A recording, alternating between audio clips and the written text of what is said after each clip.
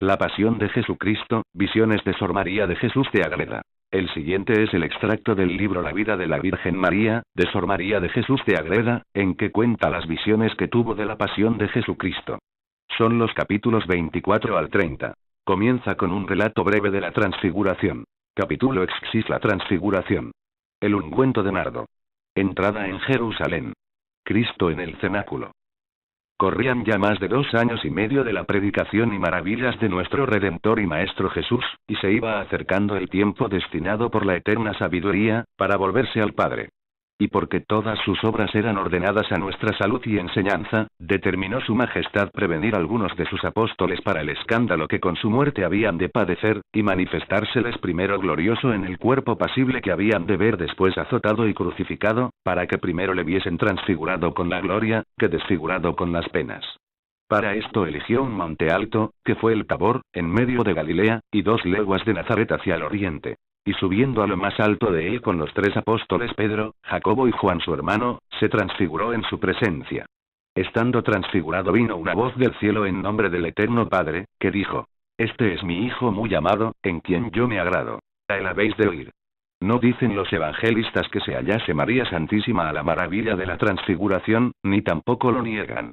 Porque esto no pertenecía a su intento, ni convenía manifestar en los evangelios el oculto milagro con que se hizo.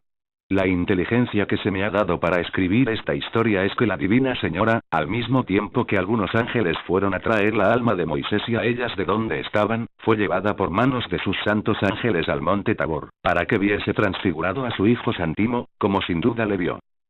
Y no solo vio transfigurada y gloriosa la humanidad de Cristo nuestro Señor, sino que el tiempo que duró este misterio vio con claridad María Santísima la divinidad intuitivamente. Continuaba nuestro Salvador sus maravillas en Judea, donde estos días, entre otras, sucedió la resurrección de Lázaro en Betanía, a donde vino llamado de las 2 hermanas Marta y María. Y porque estaba muy cerca de Jerusalén, se divulgó luego en ella el milagro, y los pontífices y fariseos, irritados con esta maravilla, hicieron el concilio donde decretaron la muerte del Salvador. Llegó otra vez a Betanía, donde había resucitado Lázaro, y donde fue hospedado de las 2 hermanas, y le hicieron una cena muy abundante para su Majestad y María Santísima su Madre y todos los que los acompañaban para la festividad de la Pascua. Y entre los que cenaron uno fue Lázaro, a quien pocos días antes había resucitado. Estando recostado el Salvador del mundo en este convite, conforme a la costumbre de los judíos, entró María Magdalena llena de divina luz. Y con ardentísimo amor, que a Cristo su Maestro tenía, le ungió los pies, y derramó sobre ellos y su cabeza un vaso o pomo de alabastro lleno de licor fragantísimo y precioso, de confección de nardos y otras cosas aromáticas. Y limpió los pies con sus cabellos, al modo que otra vez lo habla hecho en casa del fariseo en su conversión.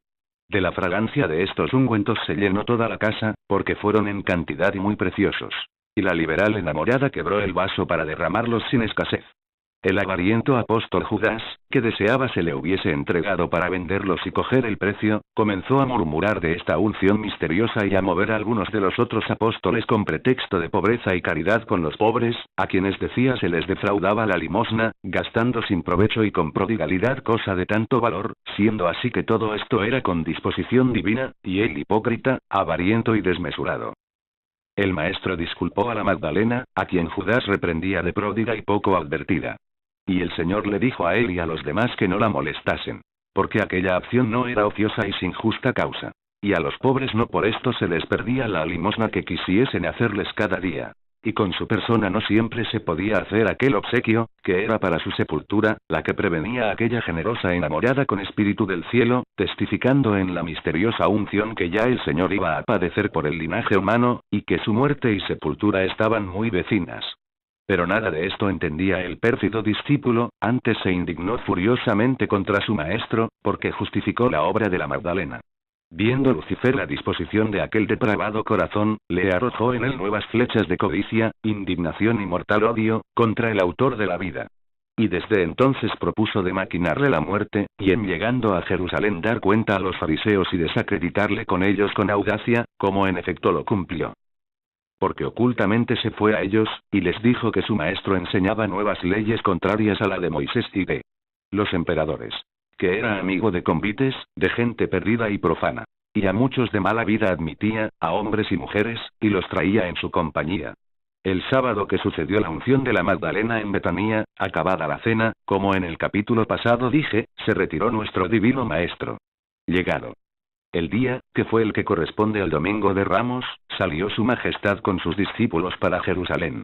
Y habiendo caminado 2 leguas, poco más o menos, enregando a Betfagé, envió 2 discípulos a la casa de un hombre poderoso que estaba cerca, y con su voluntad le trajeron 2 jumentillos. El uno, que nadie había usado ni subido en él. Nuestro Salvador caminó para Jerusalén, y los discípulos aderezaron con sus vestidos y capas al jumentillo y también la jumentilla. Porque de entrambos se sirvió el Señor en este triunfo.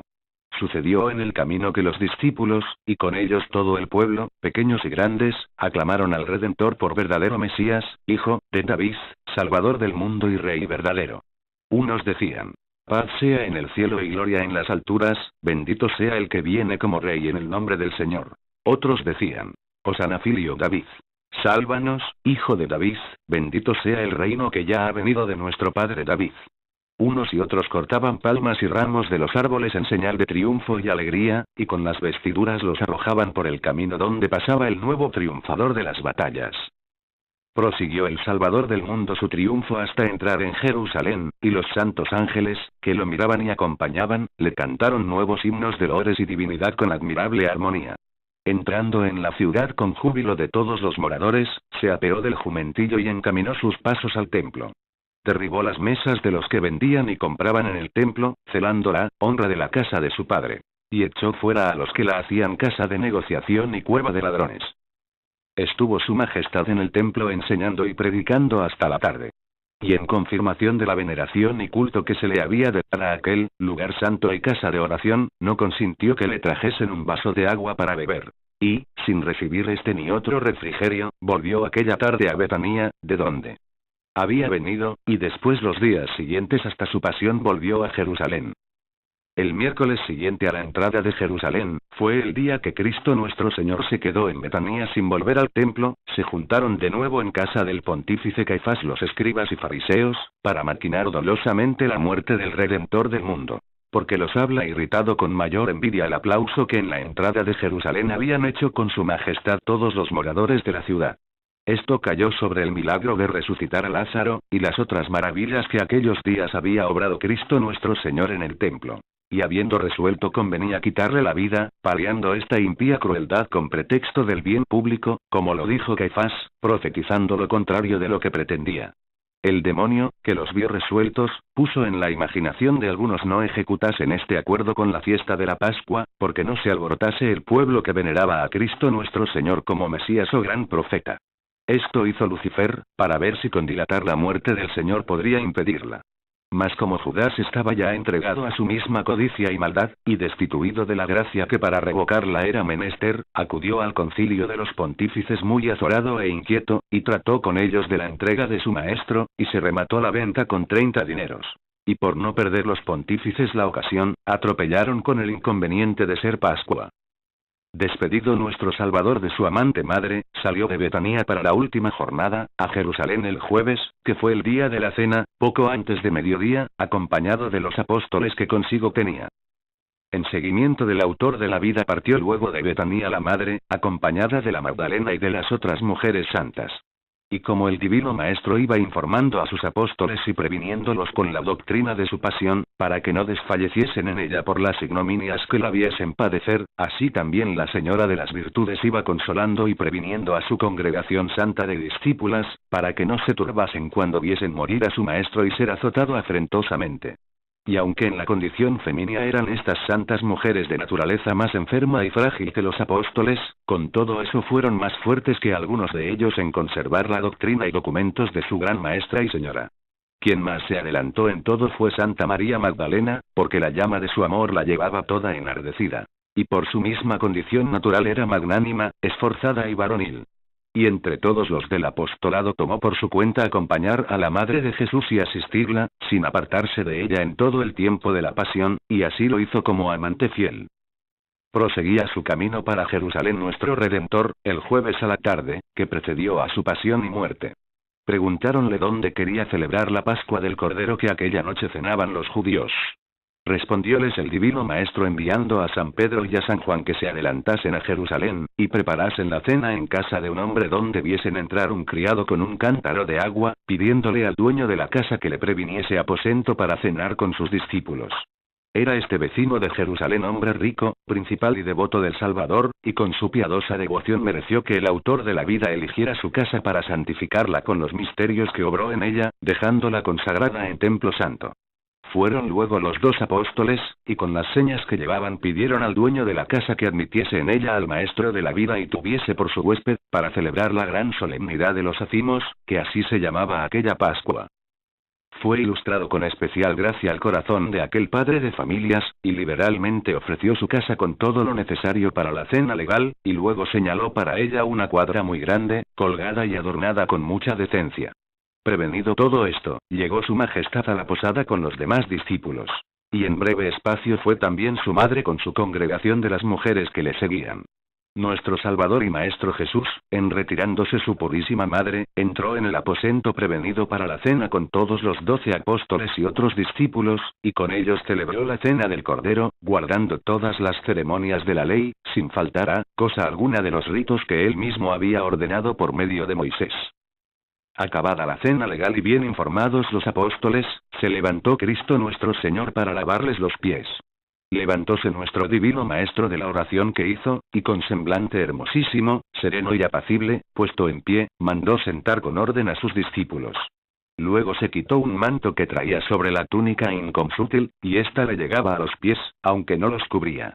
Y en esta ocasión tenía sandalias, que algunas veces las dejaba para andar descalzo en la predicación, y otras las usaba, desde que su Madre Santísima se las calzó en Egipto, y fueron creciendo en hermosos pasos con la edad, como crecían los pies.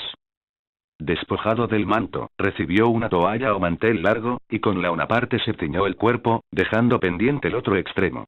Luego echó agua en una bacía para lavar los pies de los apóstoles. Llegó a la cabeza de los apóstoles San Pedro para lavarle. Y cuando el fervoroso apóstol vio postrado a sus pies al mismo Señor, turbado y admirado dijo: «¿Tú, Señor, me lavas a mí los pies?». Respondió Cristo con incomparable mansedumbre: «Tú ignoras ahora lo que yo hago, pero después lo entenderás». No entendió San Pedro esta doctrina, y embarazado con el indiscreto afecto de su humildad, replicó al Señor y le dijo: «Jamás consentiré, Señor, que tú me laves los pies». Respondióle con más severidad el autor de la vida: «Si yo no te lavaré, no tendrás parte conmigo». Con la amenaza de Cristo quedó San Pedro enseñado, que con rendimiento respondió luego: «Señor, no solo doy los pies, sino las manos y la cabeza, para que todo me lavéis». Admitió el Señor este rendimiento de San Pedro, y le dijo: «Vosotros estáis limpios, aunque no todos, porque estaba entre ellos el inmundísimo Judas, y el que está limpio no tiene que lavarse más de los pies». Pasó el divino maestro a lavar a Judas, cuya traición y alevosía no pudieron extinguir la caridad de Cristo, para que dejase de hacer con él mayores demostraciones que con los otros apóstoles. Y sin manifestarle su majestad estas señales, se las declaró a Judas en 2 cosas. La una, en el semblante agradable y caricia exterior con que se le puso a sus pies, y se los lavó, besó y llegó al pecho. La otra, en las grandes inspiraciones con que tocó su interior, conforme a la dolencia y necesidad que tenía aquella depravada conciencia. Resistió la maldad de Judas a la virtud y contacto de aquellas manos divinas. Y aunque no hubiera recibido otros auxilios la pertinacia de Judas, sino los ordinarios que obraba en las almas la presencia y vista del autor de la vida, y los que naturalmente podía causar su persona, fuera la malicia de este infeliz discípulo sobre toda ponderación.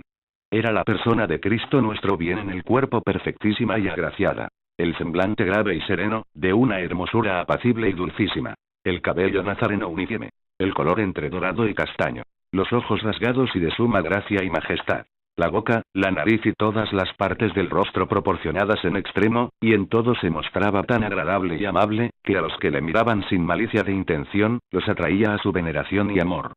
Sobre esto causaba con su vista gozo interior. Esta persona de Cristo tan amable y venerable tuvo Judas a sus pies, y con nuevas demostraciones de agrado y mayores impulsos que los ordinarios. Pero tal fue su perversidad, que nada le pudo inclinar ni ablandar su endurecido corazón. La cena legal celebró Cristo recostado en tierra con los apóstoles, sobre una mesa o tarima que se levantaba del suelo poco más de 6 o 7 dedos. Porque esta era la costumbre de los judíos. Acabado el lavatorio, mandó preparar otra mesa alta como ahora usamos para comer, dando fin con esta ceremonia a las cenas legales y cosas ínfimas y figurativas, y principio al nuevo convite en que fundaba la nueva ley de gracia. Y de aquí comenzó el consagrar en mesa o altar levantado que permanece en la Iglesia Católica. Cubrieron la nueva mesa con una toalla muy rica, y sobre ella pusieron un plato o salvilla, y una copa grande de forma de cáliz, bastante para recibir el vino necesario, conforme a la voluntad de Cristo nuestro Salvador, que con su divino poder y sabiduría lo prevenía y disponía todo. El dueño de la casa le ofreció con superior moción estos vasos tan ricos y preciosos de piedra como esmeralda. Después usaron de ellos los sagrados apóstoles para consagrar cuando pudieron. Sentóse a la mesa Cristo con los 12 apóstoles y algunos otros discípulos, y pidió le trajesen pan cenceño sin levadura, y púsolo sobre el plato, y vino puro, de que preparó el cáliz con lo que era menester. Estando juntos todos, esperando con admiración lo que hacía el autor de la vida, apareció en el cenáculo la persona del Eterno Padre y la del Espíritu Santo, como en el Jordán y en el Tabor. De esta visión, aunque todos los apóstoles y discípulos sintieron algún efecto, solo algunos la vieron. En especial el evangelista San Juan, que siempre tuvo vista de águila penetrante y privilegiada en los divinos misterios. Trasladóse todo el cielo al cenáculo de Jerusalén. Que tan magnífica fue la obra con que se fundó la Iglesia del Nuevo Testamento, se estableció la ley de gracia y se previno nuestra salud eterna. Capítulo XX. Sube el monte Olivete. Sudor de sangre. Traición de Judas. Su castigo en la tierra y en el infierno. Nuestro Redentor salió de la casa del cenáculo en compañía de todos los hombres que le habían asistido en las cenas y celebración de sus misterios. Y luego se despidieron muchos de ellos por diferentes calles, para acudir cada uno a sus ocupaciones. Su Majestad, siguiéndole solos los 12 apóstoles, encaminó sus pasos al monte Olivete, fuera y cerca de la ciudad de Jerusalén a la parte oriental. Y como la alevosía de Judas le tenía tan atento y solícito de entregar al divino maestro, imaginó que iba a trasnochar en la oración, como lo tenía de costumbre. Parecióle aquella ocasión muy oportuna para ponerlo en manos de sus confederados los escribas y fariseos. Con esta infeliz resolución se fue deteniendo y dejando alargar el paso a su divino maestro y a los demás apóstoles, sin que ellos lo advirtiesen por entonces. Y al punto que los perdió de vista, partió, a toda prisa a su precipicio y destrucción. Llevaba gran sobresalto, turbación y zozobra, testigos de la maldad que iba a cometer. Y con este inquieto orgullo, como mal seguro de conciencia, llegó corriendo y azorado a casa de los pontífices. Y como el autor de la vida estaba en Jerusalén, y también los pontífices consultaban, cuando llegó Judas, cómo les cumpliría lo prometido de entregársele en sus manos. En esta ocasión entró el traidor, y les dio cuenta cómo dejaba a su maestro con los demás discípulos en el monte Olivete. Que le parecía la mejor ocasión para prenderle aquella noche, como fuesen con cautela y prevenidos para que no se les fuese de entre las manos con las artes y mañas que sabía. Alegraronse mucho los sacrilegios pontífices, y quedaron previniendo gente armada para salir luego al prendimiento del Cordero. Prosiguió nuestro Salvador su camino, pasando el torrente Cedrón, para el monte Olivete, y entró en el huerto de Getsemaní, y hablando con todos los apóstoles que le seguían, les dijo: Esperadme, y asentaos aquí, mientras yo me alejo un poco a la oración. Y orad también vosotros para que no entréis en tentación. Dióles este aviso el divino maestro para que estuviesen constantes en la fe contra las tentaciones, que en la cena los había prevenido que todos serían escandalizados aquella noche por lo que le verían padecer. Y que Satanás los embestiría para ventilarlos y turbarlos con falsas sugestiones. Porque el pastor había de ser maltratado y herido, y las ovejas serían derramadas. Estando con los 3 apóstoles, levantó los ojos al Eterno Padre. Esta oración fue como una licencia y permiso con que se abrieron las puertas al mar de la pasión y amargura, para que con ímpetu entrasen hasta el alma de Cristo. Y así comenzó luego a congojarse y sentir grandes angustias, y con ellas dijo a los 3 apóstoles: Triste está mi alma hasta la muerte. Creció esta agonía en nuestro Salvador con la fuerza de la caridad, y con la resistencia que conocía de parte de los hombres, para lograr en todo su pasión y muerte. Y entonces llegó a sudar sangre con tanta abundancia de gotas muy gruesas, que corría hasta llegar al suelo. Al mismo tiempo que nuestro Salvador Jesús estaba en el monte Olivete orando a su Eterno Padre, y solicitando la salud espiritual de todo el linaje humano, el pérfido discípulo Judas apresuraba su prisión y entrega a los pontífices y fariseos. Con esta impía temeridad movió también la envidia de los pontífices y escribas, y con la instancia de Judas, juntaron con presteza mucha gente, para que llevándole por caudillo, él y los soldados gentiles, un tribuno y otros muchos judíos fuesen a prender al cordero que estaba esperando el suceso, y mirando los pensamientos y estudio de los sacrílegos pontífices, como lo había profetizado Jeremías. Salieron todos estos ministros de maldad de la ciudad hacia el monte Olivete, armados y prevenidos de sogas y de cadenas, con hachas encendidas y linternas, como el autor de la traición lo había prevenido, temiendo, como alevoso y pérfido, que su maestro, a quien juzgaba por hechicero y mago, no hiciese algún milagro con que escapársele. Se adelantó Judas para dar a sus ministros la seña con que los dejaba prevenidos. Que su maestro era aquel a quien él se llegase a saludarle, dándole el ósculo fingido de paz que acostumbraba. Que le prendiesen luego, y no a otro por hierro. Llegó, pues, el traidor, y como insigne artífice de la hipocresía, disimulándose enemigo, le dio paz en el rostro y le dijo: Dios te salve, maestro. Dada la señal del ósculo por Judas, llegaron a carearse el autor de la vida y sus discípulos con la tropa de los soldados que venían a prenderle. Y se presentaron cara a cara, como dos escuadrones los más opuestos y encontrados que jamás hubo en el mundo. Habló con los soldados su majestad, y con increíble afecto al padecer y grande esfuerzo y autoridad, les dijo: ¿A quién buscáis? Respondieron ellos: a Jesús Nazareno. Replicó el Señor y dijo: Yo soy. En esta palabra de incomparable precio y felicidad para el linaje humano se declaró Cristo por nuestro Salvador. El primero que se adelantó descomedidamente a echar mano del autor de la vida para prenderle fue un criado de los pontífices, llamado Maleo. Y aunque todos los apóstoles estaban turbados y afligidos del temor, con todo eso San Pedro se encendió más que los otros en el celo de la honra y defensa de su maestro. Y sacando un terciado que tenía le tiró un golpe a Maleo, y le cercenó una oreja derribándosela del todo. Y el golpe fue encaminado a mayor herida, si la providencia divina del maestro de la paciencia y mansedumbre no le divirtiera. Pero no permitió su majestad que en aquella ocasión interviniese muerte de otro alguno más que la suya. Sus llagas, sangre y dolores, cuando a todos, si la admitieran, venía a dar la vida eterna y rescatar el linaje humano.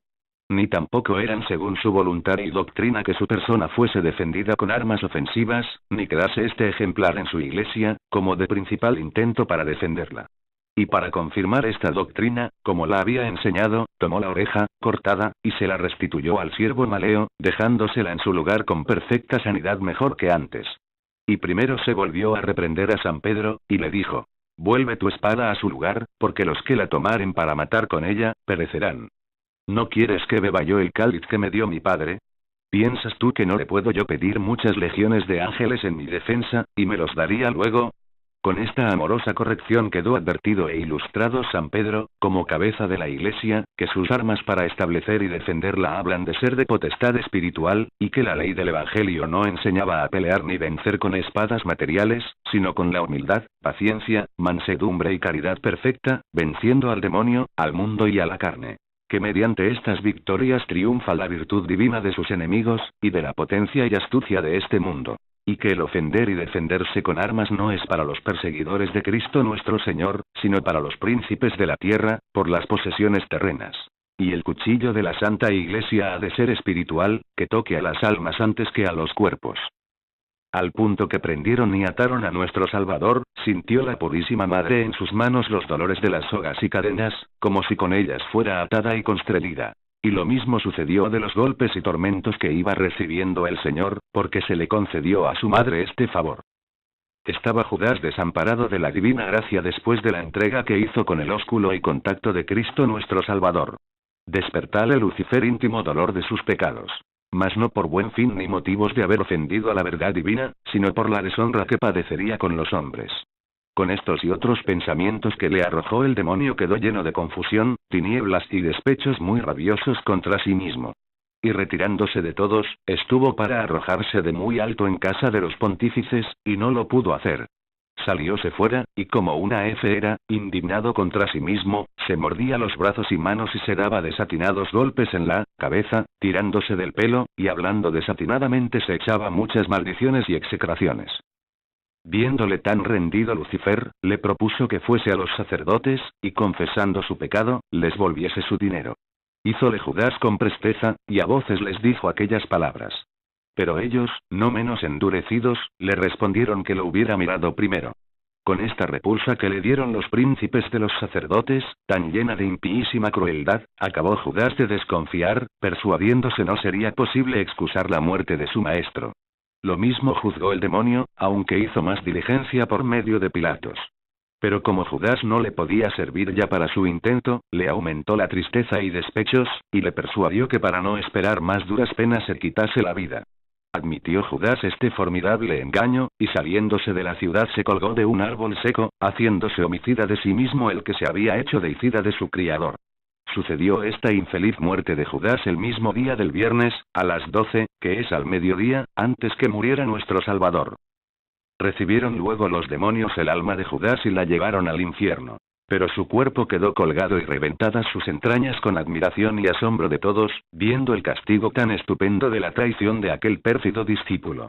Perseveró el cuerpo ahorcado 3 días en el público, y en este tiempo intentaron los judíos quitarle del árbol y ocultamente enterrarle, porque de aquel espectáculo redundaba grande confusión contra los sacerdotes y fariseos, que no podían contradecir aquel testimonio de su maldad. Mas no pudieron con industria alguna derribar ni quitar el cuerpo de Judas de donde se había colgado, hasta que, pasados 3 días, por dispensación de la justicia divina, los mismos demonios le quitaron de la horca y le llevaron con su alma para que en lo profundo del infierno pagase, en cuerpo y alma, eternamente su pecado. Y porque es digno de admiración temerosa lo que he conocido del castigo y penas que se le dieron a Judas, logré, como se me ha mostrado y mandado.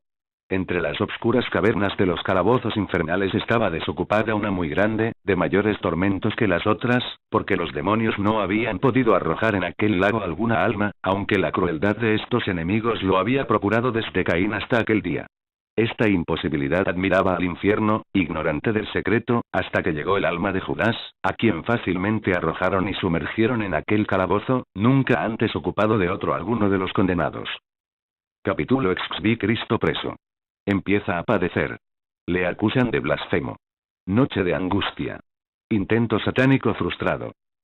Digna cosa fuera hablar de la pasión, afrentas y tormentos de nuestro Salvador Jesús con palabras tan vivas y eficaces, que pudieran penetrar más que la espada de 2 filos hasta dividir con íntimo dolor lo más oculto de nuestros corazones. No fueron comunes las penas que padeció. No se hallará dolor semejante como su dolor. No era su persona como las demás de los hijos de los hombres. No padeció su majestad por sí mismo ni por sus culpas, sino por nosotros y por las nuestras. Pues razón es que las palabras y términos con que tratamos de sus tormentos y dolores no sean comunes y ordinarios, sino con otros vivos y eficaces se la propongamos a nuestros sentidos. Mas ay de mí, que ni puedo dar fuerza a mis palabras ni hallo las que mi alma desea para manifestar este secreto. Atado y preso el manso Cordero Jesús, fue llevado desde el huerto a casa de los pontífices, y primero al Arenas. Iba prevenido aquel turbulento escuadrón de soldados y ministros con las advertencias del traidor discípulo. Que no se fiasen de su maestro si no le llevaban muy amarrado y atado, porque era hechicero y se les podría salir de entre las manos. Atáronle con una cadena de grandes eslabones de hierro con tal artificio, que rodeándosela a la cintura y al cuello sobraban los 2 extremos, y en ellos había unas argollas o esposas, con que encadenaron también las manos del Señor.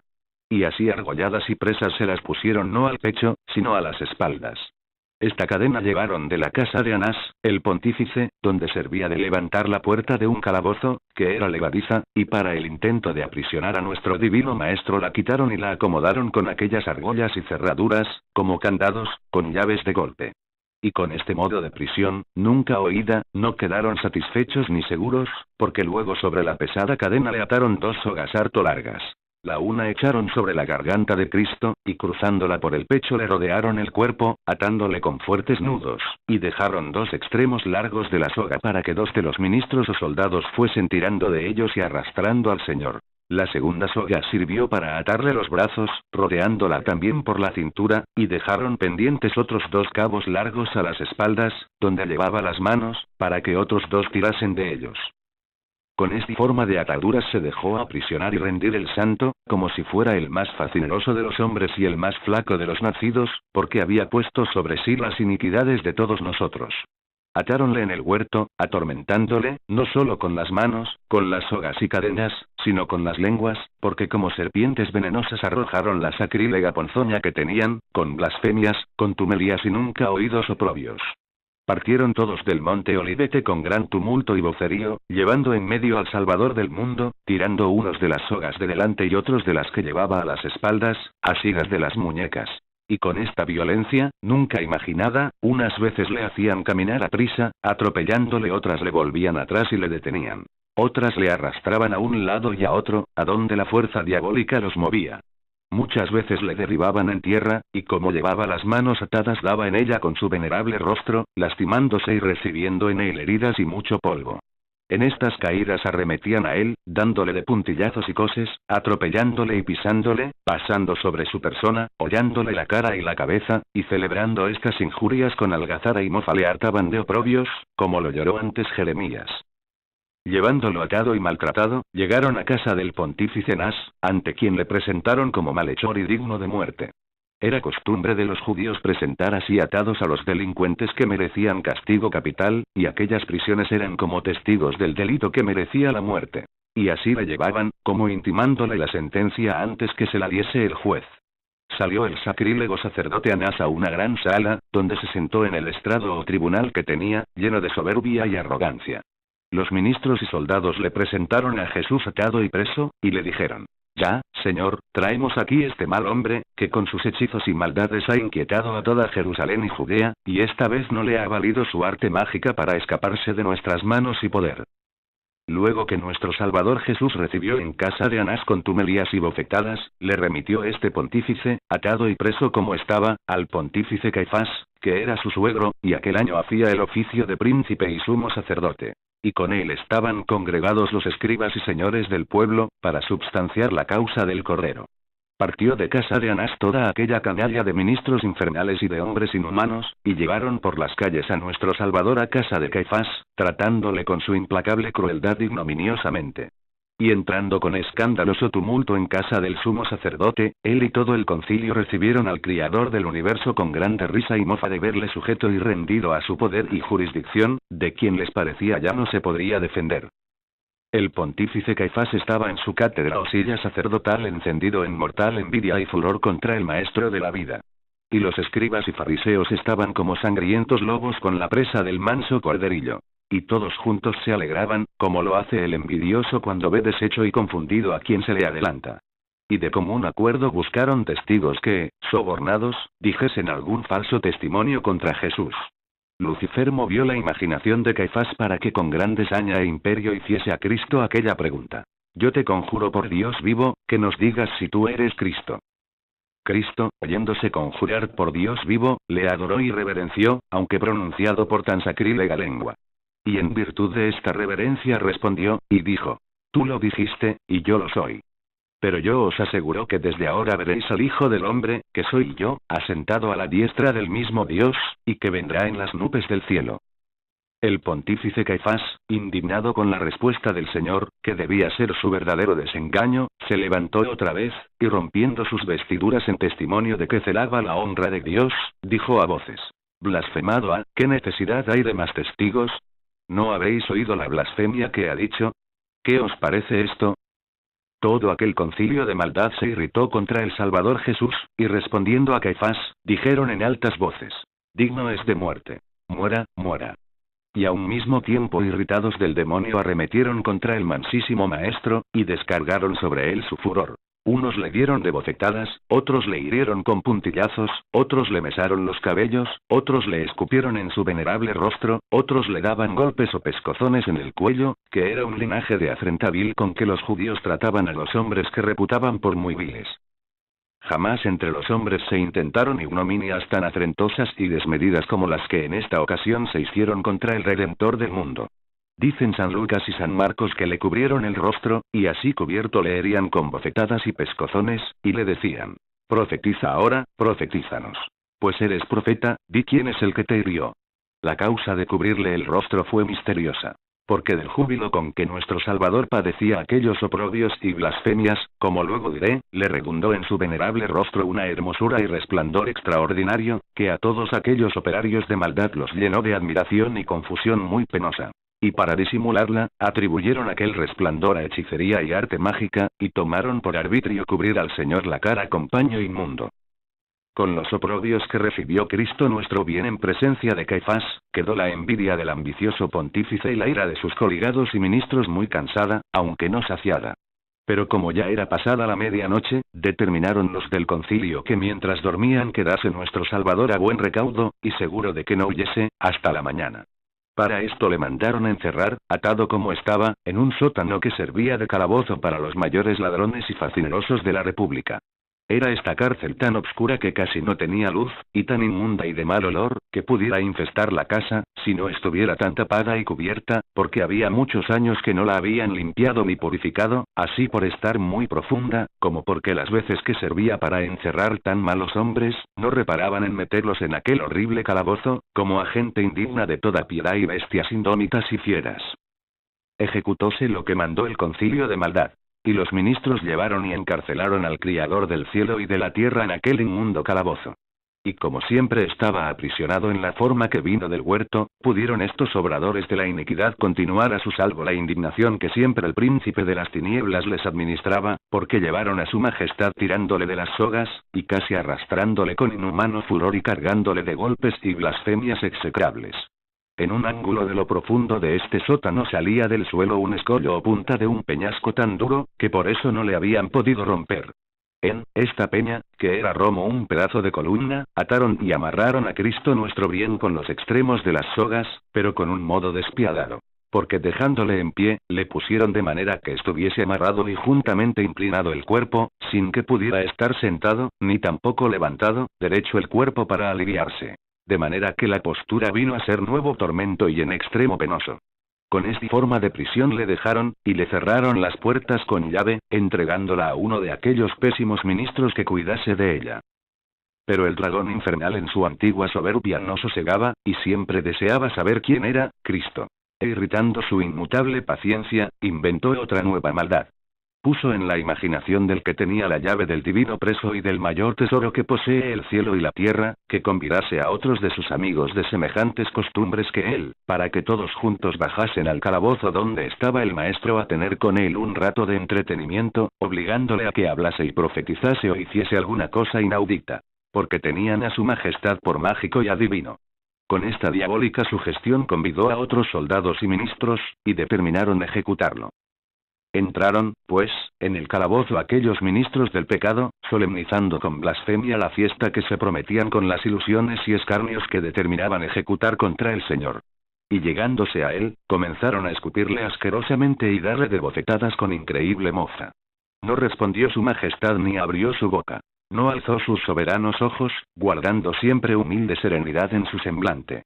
Deseaban aquellos ministros sacrílegos obligarle a que hablase o hiciese alguna acción ridícula o extraordinaria para tener más ocasión de celebrarle por hechicero y burlarse de él. Y como vieron aquella mansedumbre inmutable, se dejaron irritar más de los demonios que asistían con ellos.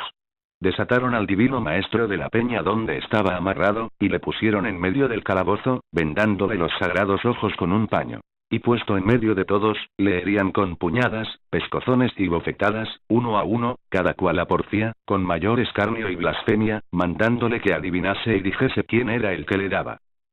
Callaba el cordero a esta lluvia de oprobios. Y Lucifer, que estaba sediento de que hiciese algún movimiento contra la paciencia, se atormentaba de verla tan inmutable en Cristo. Y con infernal consejo puso, en la imaginación de aquellos sus esclavos que le desnudasen de todas sus vestiduras y le tratasen con palabras y acciones fraguadas en el pecho de tan execrable demonio. No resistieron los soldados a esta sugestión, y quisieron ejecutarla. Este abominable sacrilegio estorbó María con oraciones, lágrimas y suspiros. Con este imperio sucedió que nada pudieron ejecutar aquellos sayones de cuanto el demonio y su malicia en esto les administraban, porque muchas cosas se les olvidaban luego. Otras que deseaban no tenían fuerzas para ejecutarlas, porque quedaban como helados y pasmados los brazos hasta que retractaban su inicua determinación. Y enmudándola, volvían a su natural estado. Porque aquel milagro no era entonces para castigarlos, sino para solo impedir las acciones más indecentes.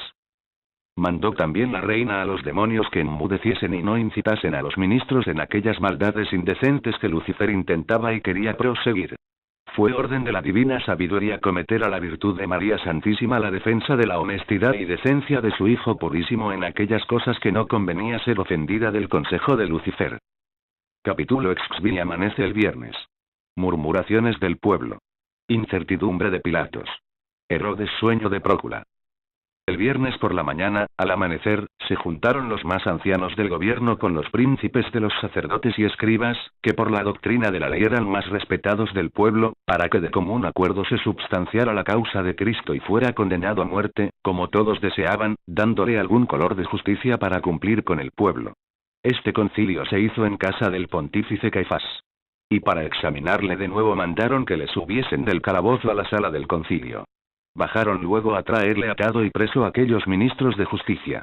Y llegando a soltarle de aquel peñasco, le dijeron con gran risa y escarnio: Ea, Jesús Nazareno, y qué poco te han valido tus milagros para defenderte.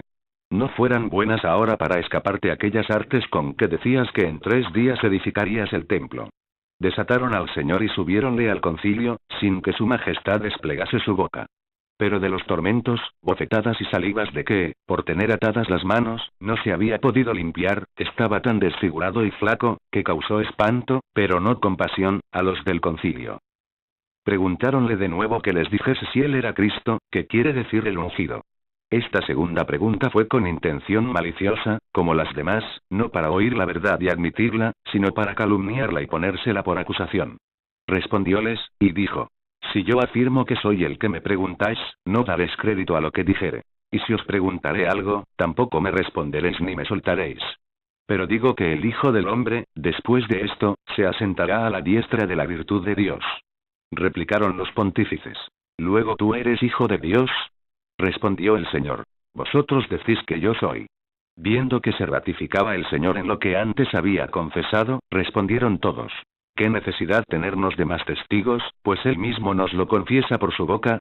Y luego, de común acuerdo, decretaron que, como digno de muerte, fuese llevado y presentado a Poncio Pilatos, que gobernaba la provincia de Judea en nombre del emperador romano, como señor de Palestina en lo temporal. Llevaron los ministros a nuestro Salvador Jesús de casa de Caifás a la de Pilatos para presentársele atado, como digno de muerte, con las cadenas y sogas que le prendieron. Estaba la ciudad de Jerusalén llena de gente de toda Palestina, que había concurrido a celebrar la gran Pascua del Cordero y de los ácimos. Y con el rumor que ya corría en el pueblo y la noticia que todos tenían del Maestro de la vida, concurrió innumerable multitud a verle llevar preso por las calles, dividiéndose todo el vulgo en varias opiniones. Unos a grandes voces decían: Muera, muera este mal hombre y embustero, que tiene engañado al mundo. Otros respondían: No parecían sus doctrinas tan malas ni sus obras, porque hacía muchas buenas a todos. Otros, de los que hablan creído, se afligían y lloraban, y toda la ciudad estaba confusa y alterada. Era ya salido el sol cuando esto sucedía, y la dolorosa madre, que todo lo miraba, determinó salir de su retiro para seguir a su Hijo Santísimo a casa de Pilatos y acompañarle hasta la cruz. Salió la Reina del Cielo por las calles de Jerusalén acompañada de San Juan y otras mujeres santas, aunque no todas le asistieron siempre, fuera de las 3 Marías y algunas otras muy piadosas. Por donde pasaba oía varias razones y sentires de tan lastimoso caso, que unos a otros se decían, contando la novedad que había sucedido a Jesús Nazareno. Los más piadosos se lamentaban, y estos eran los menos. Otros decían cómo le querían crucificar. Otros contaban dónde iban, y que le llevaban preso como a hombre facineroso. Otros que iba, maltratado. Otros preguntaban qué maldades había cometido, que tan cruel castigo le daban. Y, finalmente, muchos con admiración o con poca fe decían: ¿En esto han venido a parar sus milagros? Sin duda que todos eran embustes, pues no se ha sabido defender ni librar. Y todas las calles y plazas estaban llenas de corrillos y murmuraciones. Algunos de los que encontraban a María por las calles la conocían por Madre de Jesús Nazareno, y movidos de natural compasión la decían: Oh triste madre. ¿Qué desdicha te ha sucedido? ¿Qué lastimado y herido de dolor estará tu corazón? Otros con impiedad la decían: ¿Por qué le consentías que intentase tantas novedades en el pueblo? Mejor fuera haberle recogido y detenido. Pero será escarmiento para otras madres, que aprendan en tu desdicha cómo han de enseñar a sus hijos. Entre esta variedad y confusión de gente se encaminaron los santos ángeles a la emperatriz del cielo a la vuelta de una calle, donde encontró a su hijo, y con incomparable ternura se miraron hijo y madre. Habláronse con los interiores traspasados de inefable dolor. Quedó en el interior de nuestra Reina del Cielo tan fija y estampada la imagen de su Hijo Santísimo, así lastimado, afeado, encadenado y preso, que jamás en lo que vivió se le borraron de la imaginación aquellas especies, más que si las estuviera mirando. Llegó Cristo nuestro bien a la casa de Pilatos, siguiéndole muchos del concilio de los judíos y gente innumerable de todo el pueblo. Y presentándole al juez, se quedaron los judíos fuera del pretorio o tribunal, fingiéndose muy religiosos, por no quedar irregulares e inmundos para celebrar la Pascua de los panes ceremoniales. Y como hipócritas astutísimos, no reparaban en el inmundo sacrilegio que les contaminaba las almas homicidas del inocente. Pilatos, aunque gentil, condescendió con la ceremonia de los judíos, y viendo que reparaban en entrar en su pretorio, salió fuera. Y conforme al estilo de los romanos, les preguntó: ¿qué acusación es la que tenéis contra este hombre? Respondieron los judíos: si no fuera malhechor, no le trajéramos así atado y preso como te le entregamos. Con todo eso, les replicó Pilatos: pues ¿qué delitos son los que ha cometido?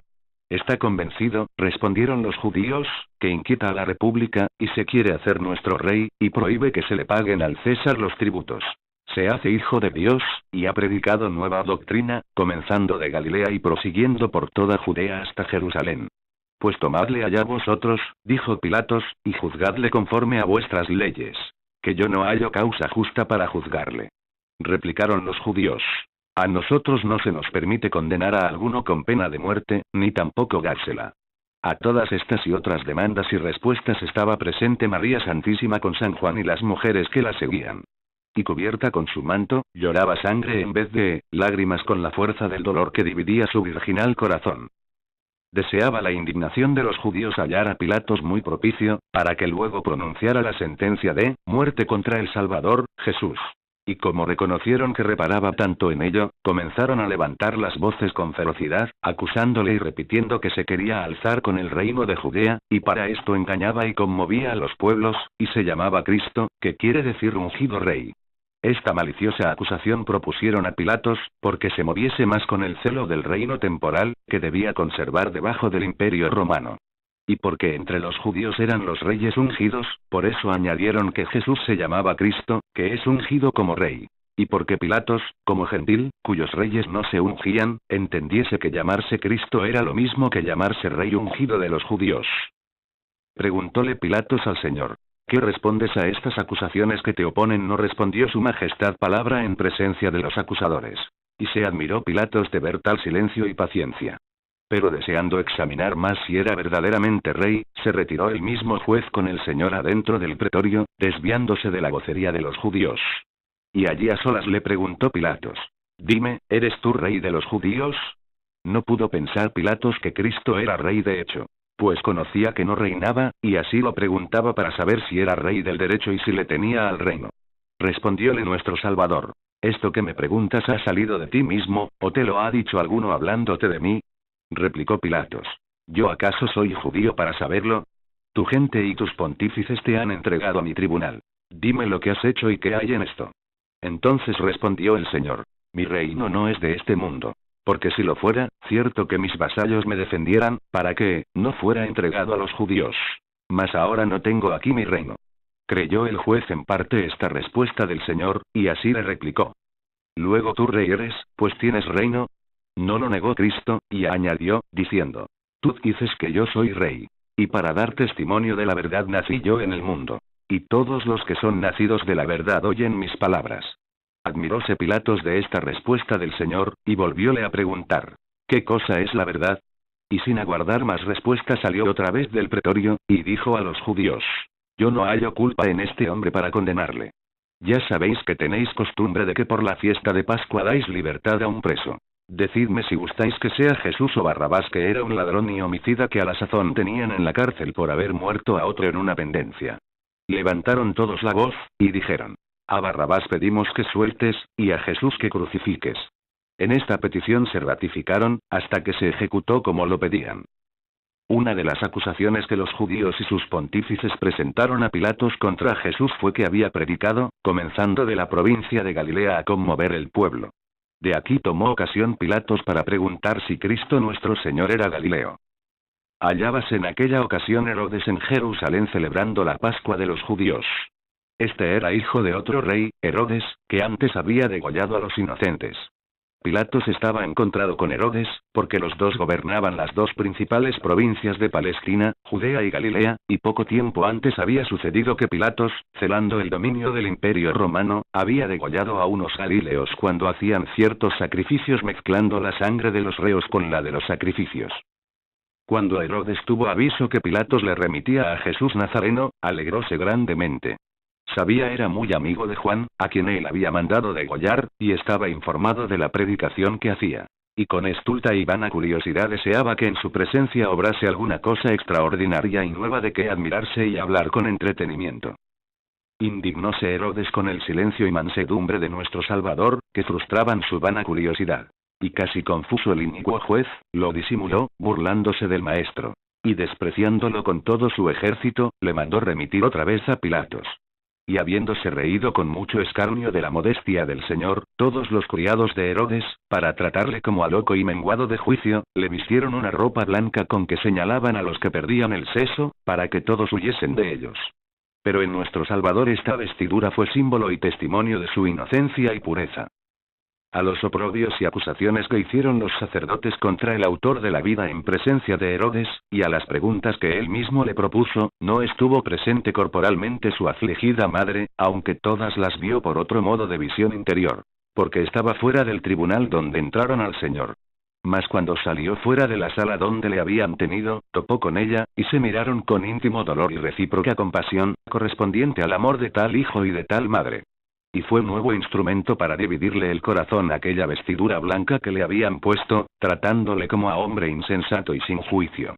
En este camino de Herodes a Pilato sucedió que con la multitud del pueblo, y con la priesa que aquellos ministros llevaban al Señor, atropellándole y derribándole algunas veces en el suelo y tirando con suma crueldad de las sogas, le hicieron reventar la sangre de sus sagradas venas, y como no se podía levantar por llevar atadas las manos, ni el tropel de la gente se podía ni quería detener, daban sobre su divina majestad, y le hollaban y pisaban, y le herían con muchos golpes y puntillazos, causando gran risa a los soldados, en vez de la natural compasión de que por industria del demonio estaban totalmente desnudos como si no fueran hombres. A la vista de tan desmedida crueldad creció la compasión y sentimiento de la dolorosa y amorosa madre. Llegó nuestro Salvador Jesús segunda vez a casa de Pilatos, y de nuevo le comenzaron a pedir los judíos que le condenasen a muerte de cruz. Pilatos, que conocía la inocencia de Cristo y la mortal envidia de los judíos, sintió mucho que le restituyese Herodes la causa de que él deseaba eximirse. Estando Pilatos con estas altercaciones de los judíos, sucedió que sabiéndolo su mujer, que se llamaba Prócula, le envió un recado diciéndole: ¿Qué tienes tú que ver con ese hombre justo? Déjale. Porque te hago saber que por su causa he tenido hoy algunas visiones. Con esta visión recibió Prócula grande espanto y temor. Y cuando entendió lo que pasaba entre los judíos y su marido Pilatos, le envió el recado que dice San Mateo, para que no se metiese en condenar a muerte al que miraba y tenía por justo.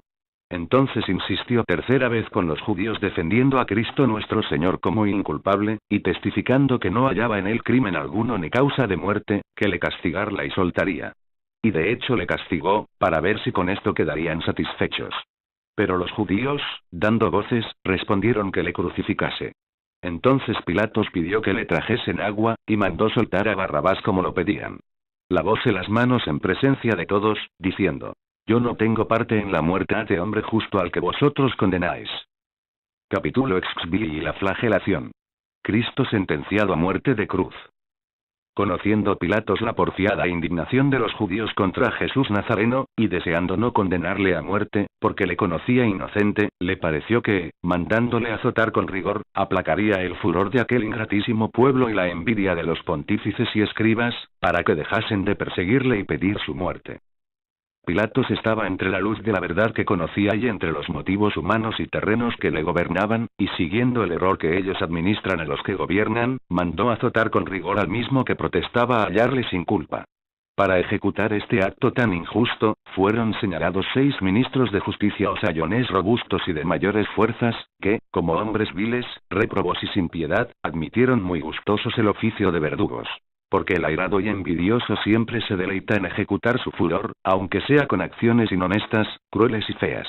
Luego estos ministros del demonio, con otros muchos, llevaron a nuestro Salvador Jesús al lugar de aquel suplicio, que era un patio o zaguán de la casa donde solían dar tormento a otros delincuentes para que confesaran sus delitos. Este patio era de un edificio no muy alto y rodeado de columnas, que, unas estaban cubiertas con el edificio que sustentaban, y otras descubiertas y más bajas. A una columna de estas, que era de mármol, le ataron fuertemente, porque siempre le juzgaban por mágico, y temían no se les fuese de entre las manos. Desnudaron a Cristo nuestro Redentor primero la vestidura blanca, no con menor ignominia que en casa del adúltero homicida Herodes se la habían vestido. Y para desatarle las sogas y cadenas que debajo tenía desde la prisión del huerto, le maltrataron impíamente, rompiéndole las llagas que las mismas prisiones por estar tan apretadas le habían abierto en los brazos y muñecas. Y dejándole sueltas las manos divinas, le mandaron con ignominioso imperio y blasfemia que el mismo Señor se despojase de la túnica inconsútil que iba vestido. Esta era la misma en número que su Madre Santísima le había vestido en Egipto, cuando al dulcísimo Jesús niño le puso en pie. Sola esta túnica tenía entonces el Señor, porque en el huerto, cuando le prendieron, le quitaron un manto o capa que solía traer sobre la túnica. Obedeció el Hijo del Eterno Padre a los verdugos, y comenzó a desnudarse, para quedar en presencia de tanta gente con la afrenta de la desnudez de su sagrado y honestísimo cuerpo. Y los ministros de aquella crueldad, pareciéndoles que la modestia del Señor tardaba mucho a despojarse, le asieron de la túnica con violencia, para desnudarle muy aprisa, y como dicen, a rodapelo. Quedó su majestad totalmente desnudo, salvo unos paños de honestidad que traía debajo la túnica, que también eran los mismos que su Madre Santísima le vistió en Egipto con la tunicela. Porque todo había crecido con el sagrado cuerpo, sin habérselos desnudado, ni esta ropa ni el calzado que la misma señora le puso, salvo en la predicación, que muchas veces andaba el pie por tierra. Algunos doctores entiendo que han dicho o meditado que a nuestro Salvador Jesús en esta ocasión de los azotes, y para ser crucificado, le desnudaron del todo, permitiendo su majestad aquella confusión para mayor tormento de su persona. Pero habiendo inquirido la verdad, con nuevo orden de la obediencia, se me ha declarado que la paciencia del Divino Maestro estuvo aparejada para padecer todo lo que fuera decente y sin resistencia a ningún oprobio. Y que los verdugos intentaron este agravio de la total desnudez, de su cuerpo santísimo, y llegaron a querer despojarle de aquellos paños de honestidad con que solo había quedado. Pero no lo pudieron conseguir. Porque en llegando a tocarlos, se les quedaban los brazos yertos y helados, como sucedió en casa de Caifás, cuando pretendieron desnudar al Señor del cielo. Y aunque todos los 6 verdugos llegaron a probar sus fuerzas en esta injuria, les sucedió lo mismo. No obstante que después, para azotar al Señor con más crueldad, estos ministros del pecado le levantaron algo los paños de la honestidad. Y a esto dio lugar su majestad, mas no a que le despojasen del todo y se los quitasen. En esta forma quedó su majestad desnudo en presencia de mucha gente, y los 6 verdugos le ataron cruelmente a una columna de aquel edificio para castigarle más a su salvo. Luego, por su orden, de 2 en 2 le azotaron con crueldad tan inaudita, que no pudo caer en condición humana, si el mismo Lucifer no se hubiera revestido en el impío corazón de aquellos sus ministros. Los 2 primeros azotaron al Señor con unos ramales de cordeles muy retorcidos, endurecidos y gruesos, estrenando en este sacrilegio todo el furor de su indignación y las fuerzas de sus potencias corporales. Con estos primeros azotes levantaron en el cuerpo deificado de nuestro Salvador grandes cardenales y verdugos, de que le cuajaron todo, quedando entumecido y desfigurado, y por todas partes para reventar la preciosísima sangre por las heridas. Pero cansados estos sayones, entraron de nuevo a porfía los otros 2 segundos. Y con los segundos ramales de correas como riendas durísimas le azotaron sobre las primeras heridas, rompiendo todas las ronchas y cardenales que los primeros habían hecho, y derramando la sangre divina, que no solo bañó todo el sagrado cuerpo de Jesús nuestro Salvador, sino que salpicó y cubrió las vestiduras de los ministros, sacrílegos que le atormentaban, y corrió hasta la tierra. Con esto se retiraron los segundos verdugos, y comenzaron los terceros, sirviéndoles de nuevos instrumentos unos ramales de nervios de animales, casi duros como mimbres ya secos. Estos azotaron al Señor con mayor crueldad, no solo porque ya no herían a su virginal cuerpo, sino a las mismas heridas que los primeros habían dejado. Y también porque de nuevo fueron ocultamente irritados por los demonios, que de la paciencia de Cristo, estaban más enfurecidos. Y como en el sagrado cuerpo estaban ya rotas las venas, y todo él era una llaga continuada, no hallaron estos terceros verdugos parte sana en que abrirlas de nuevo. y repitiendo los inhumanos golpes rompieron las inmaculadas y virgíneas carnes de Cristo, derribando al suelo muchos pedazos de ella, y descubriendo los huesos en muchas partes de las espaldas, donde se manifestaban patentes y rubricados con la sangre. Y en algunas se descubrían más espacio del hueso que una palma de la mano. Y para borrar del todo aquella hermosura que excedía a todos los hijos de los hombres, le azotaron en su divino rostro, en los pies y en las manos, sin dejar lugar que no hiriesen, donde pudieron extender su furor y alcanzar la indignación que contra el inocentísimo Cordero habían concebido. Corrió su divina sangre por el suelo, resbalándose en muchas partes con abundancia. Y estos golpes que le dieron en pies, manos y en el rostro, fueron de incomparable dolor, por ser estas partes más nerviosas, sensibles y delicadas. Quedó aquella venerable cara entumecida y llagada, hasta cegarle los ojos con la sangre y cardenales que en ella hicieron. Sobre todo esto le llenaron de salivas inmundísimas, que a un mismo tiempo le arrojaron, hartándole de oprobios. El número ajustado de los azotes que dieron al Salvador fueron 5115, desde las plantas de los pies hasta la cabeza. Ejecutada la sentencia de los azotes, los mismos verdugos con imperioso desacato desataron a nuestro Salvador de la columna, y renovando las blasfemias le mandaron se vistiese luego su túnica que le habían quitado. Vistióse nuestro Salvador, habiendo padecido sobre sus llagas el nuevo dolor que le causaba el frío, y su majestad había estado desnudo grande rato. Con que la sangre de las heridas se le había helado, y comprimía las llagas, que estaban entumecidas y más dolorosas. Llevaron luego a Jesús al pretorio, donde le desnudaron con la misma crueldad y desacato, y le vistieron una ropa de púrpura muy lacerada y manchada, como vestidura de rey fingido, para irrisión de todos. Pusiéronle también en su sagrada cabeza un seto de espinas muy tejido, que le sirviese de corona. Era este seto de juncos espinosos, con puntas muy aceradas y fuertes. Y se le apretaban, de manera, que muchas le penetraron hasta el casco, algunas hasta los oídos, y otras hasta los ojos. Y por esto fue uno de los mayores tormentos el que padeció su majestad con la corona de espinas. En vez de cetro real le pusieron en la mano derecha una caña contenible. Y sobre todo esto le arrojaron sobre los hombros un manto de color morado, al modo de capas que se usan en la iglesia. Porque también este vestido pertenecía al adorno de la dignidad y persona de los reyes. Con toda esta ignominia armaron rey de burlas los pérfidos judíos al que por naturaleza y por todos títulos era verdadero rey de los reyes y señor de los señores. Juntáronse luego todos los de la milicia en presencia de los pontífices y fariseos, y cogiendo en medio a nuestro Salvador, con desmedida irrisión y mofa, le llenaron de blasfemia. Porque unos le hincaban las rodillas, y con burla le decían: Dios te salve, rey de los judíos. Otros le daban de bofetadas. Otros, con la misma caña que tenía en sus manos herían su divina cabeza, dejándola lastimada. Otros le arrojaban inmundísimas salivas. Y todos le injuriaban y despreciaban con diferentes contumelias, administradas del demonio por medio de su furor diabólico. Decretó Pilatos la sentencia de muerte de cruz contra la misma vida, a satisfacción y gusto de los pontífices y fariseos. Y habiéndola intimado y notificado al inocentísimo reo, retiraron a su majestad a otro lugar en la casa del juez, donde le desnudaron la púrpura ignominiosa que le habían puesto como a rey de burlas y fingido. Todo fue con misterio de parte del Señor. Aunque de parte de los judíos fue acuerdo de su malicia, para que fuese llevado al suplicio de la cruz con sus propias vestiduras, y por ellas le conociesen todos, porque de los azotes, salivas y corona estaba tan desfigurado su divino rostro, que solo por el vestido pudo ser conocido del pueblo. Vistieron de la túnica inconsútil, que los ángeles con orden de su reina administraron, trayéndola ocultamente de un rincón, a donde los ministros la habían arrojado en otro aposento en que se la quitaron, cuando le pusieron las púrpura de irrisión y escándalo. Era viernes, día de Parásceve, que en griego significa lo mismo que preparación o disposición, porque aquel día se prevenían y disponían los hebreos para el siguiente del sábado, que era su gran solemnidad, y en ella no hacían obras serviles, ni para prevenir la comida, y todo se hacía el viernes. A vista de todo este pueblo sacaron a nuestro Salvador con sus propias vestiduras, tan desfigurado y encubierto su divino rostro en las llagas, sangre y salivas, que nadie le reputara por el mismo que antes había visto y conocido. Apareció, como dijo Isaías, como leproso y herido del Señor. Porque la sangre seca y los cardenales le habían transfigurado en una llaga.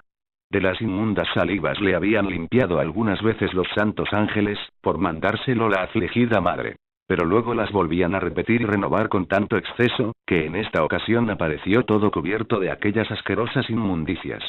A la vista de tan doloroso espectáculo se levantó en el pueblo una tan confusa gritería y alboroto, que nada se entendía ni oía más del bullicio y eco de las voces.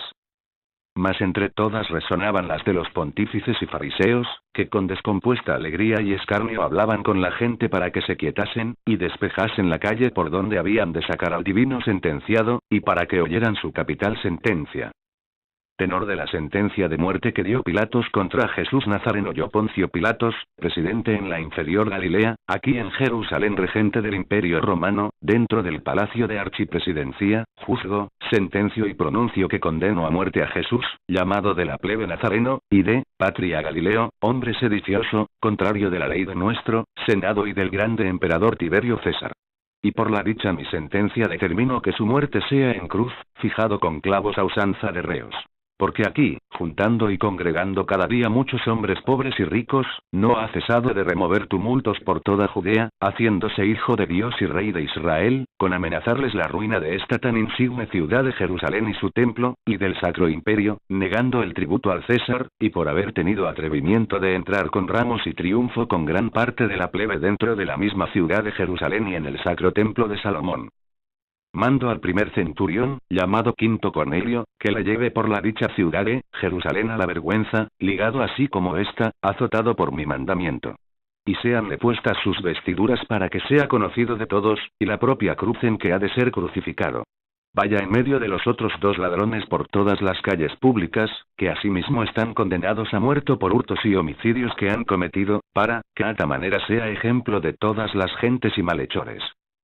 Quiero asimismo y mando por esta mi sentencia, que después de haber así traído por las calles públicas a este malhechor, le saquen de la ciudad por la puerta Págora, la que ahora es, llamada Antoniana, y con voz de pregonero que diga todas estas culpas en esta mi sentencia expresadas, le lleven al monte que se dice Calvario, donde se acostumbra a ejecutar y hacer la justicia de los malhechores facinerosos, y allí fijado y crucificado en la misma cruz que llevaré, como arriba se dijo, quede su cuerpo colgado entre los dichos 2 ladrones. Y sobre la cruz, que es en lo más alto de ella, le sea puesto el título de su nombre en las 3 lenguas que ahora más se usan. Conviene a saber, hebrea, griega y latina, y que en todas ellas y cada una diga: este es Jesús Nazareno, rey de los judíos, para que todos lo entiendan y sea conocido de todos. Asimismo mando, so pena de perdición de bienes y de la vida y de rebelión al imperio romano, que ninguno, de cualquiera estado y condición que sea, se atreva temerariamente a impedir la dicha justicia por mí mandada a hacer, pronunciada, administrada y ejecutada con todo rigor, según los decretos y leyes romanas y hebreas. Año de la creación del mundo 5233, día 25 de marzo. Pontius Pilatus Judex et Gubernator Galileae Inferioris pro Romano Imperio qui supra propria manu. Capítulo XX. El camino del Calvario. Encuentro de la madre y el hijo. El cirineo. Hiel por bebida. Crucifixión. La cruz enarbolada. El buen ladrón. Consumatum est. Leída la sentencia de Pilatos contra nuestro Salvador, que dejó referida, con alta voz en presencia de todo el pueblo, los ministros cargaron sobre los delicados y llagados hombros de Jesús la pesada cruz en que había de ser crucificado. Y para que la llevase le desataron las manos con que la tuviese, pero no el cuerpo, para que pudiesen ellos llevarle asido tirando de las sogas con que estaba cendido. Y para mayor crueldad le dieron con ellas a la garganta 2 vueltas. Era la cruz, de 15 pies en largo, gruesa y de madera muy pesada. Comenzó el pregón de la sentencia, y toda aquella multitud confusa y turbulenta de pueblo, ministros y soldados, con gran estrépito y vocería se movió con una desconcertada procesión, para encaminarse por las calles de Jerusalén desde el palacio de Pilatos para el monte Calvario. Los ministros de la justicia, como desnudos de toda humana compasión y piedad, llevaban a nuestro Salvador con increíble crueldad y desacato. Tiraban unos de las sogas adelante para que apresurase el paso. Otros para atormentarle tiraban atrás para detenerle. Y con estas violencias y el grave peso de la cruz le obligaban y compelían a dar muchos vaivenes y caídas en el suelo. Y con los golpes que recibía de las piedras se le abrieron llagas, en particular 2 en las rodillas, renovándosele todas las veces que repetía las caídas. Y el peso de la cruz le abrió de nuevo otra llaga en el hombro que se la cargaron. Y con los vaivenes, unas veces topaba la cruz contra la sagrada cabeza, y otras la cabeza contra la cruz, y las espinas de la corona le penetraban de nuevo con el golpe que recibía, profundándose más en lo que no estaba herido de la carne. Entre la multitud de la gente partió la dolorosa y lastimada madre de casa de Pilatos en seguimiento de su hijo, acompañada de San Juan, de la Magdalena y las otras Marías. Y como el tropel de la confusa multitud los embarazaba para llegarse más cerca, pidió la reina al Eterno Padre le concediese estar al pie de la cruz en compañía de su hijo, de manera que pudiese verle corporalmente. Y ordenó también a los santos ángeles que dispusiesen ellos cómo aquello se ejecutase. Obedecieronla a los ángeles, y con toda presteza encaminaron a su reina y señora por el atajo de una calle, por donde salieron al encuentro de su hijo, y se vieron cara a cara hijo y madre, reconociéndose entrambos, y renovándose recíprocamente el dolor de lo que cada uno padecía. Pero no se hablaron vocalmente, ni la fiereza de los ministros diera lugar para hacerlo. Mas la madre adoró a su hijo, afligido con el peso de la cruz. Y con la voz interior le pidió, que pues ella no podía descansarle de la carga de la cruz, ni tampoco permitía que los ángeles lo hicieran, se dignase su potencia de poner en el corazón de aquellos ministros le diesen alguno que le ayudase a llevarla. Esta petición admitió Cristo, y de ella resultó el conducir a Simón Cirineo para que llevase la cruz con el Señor.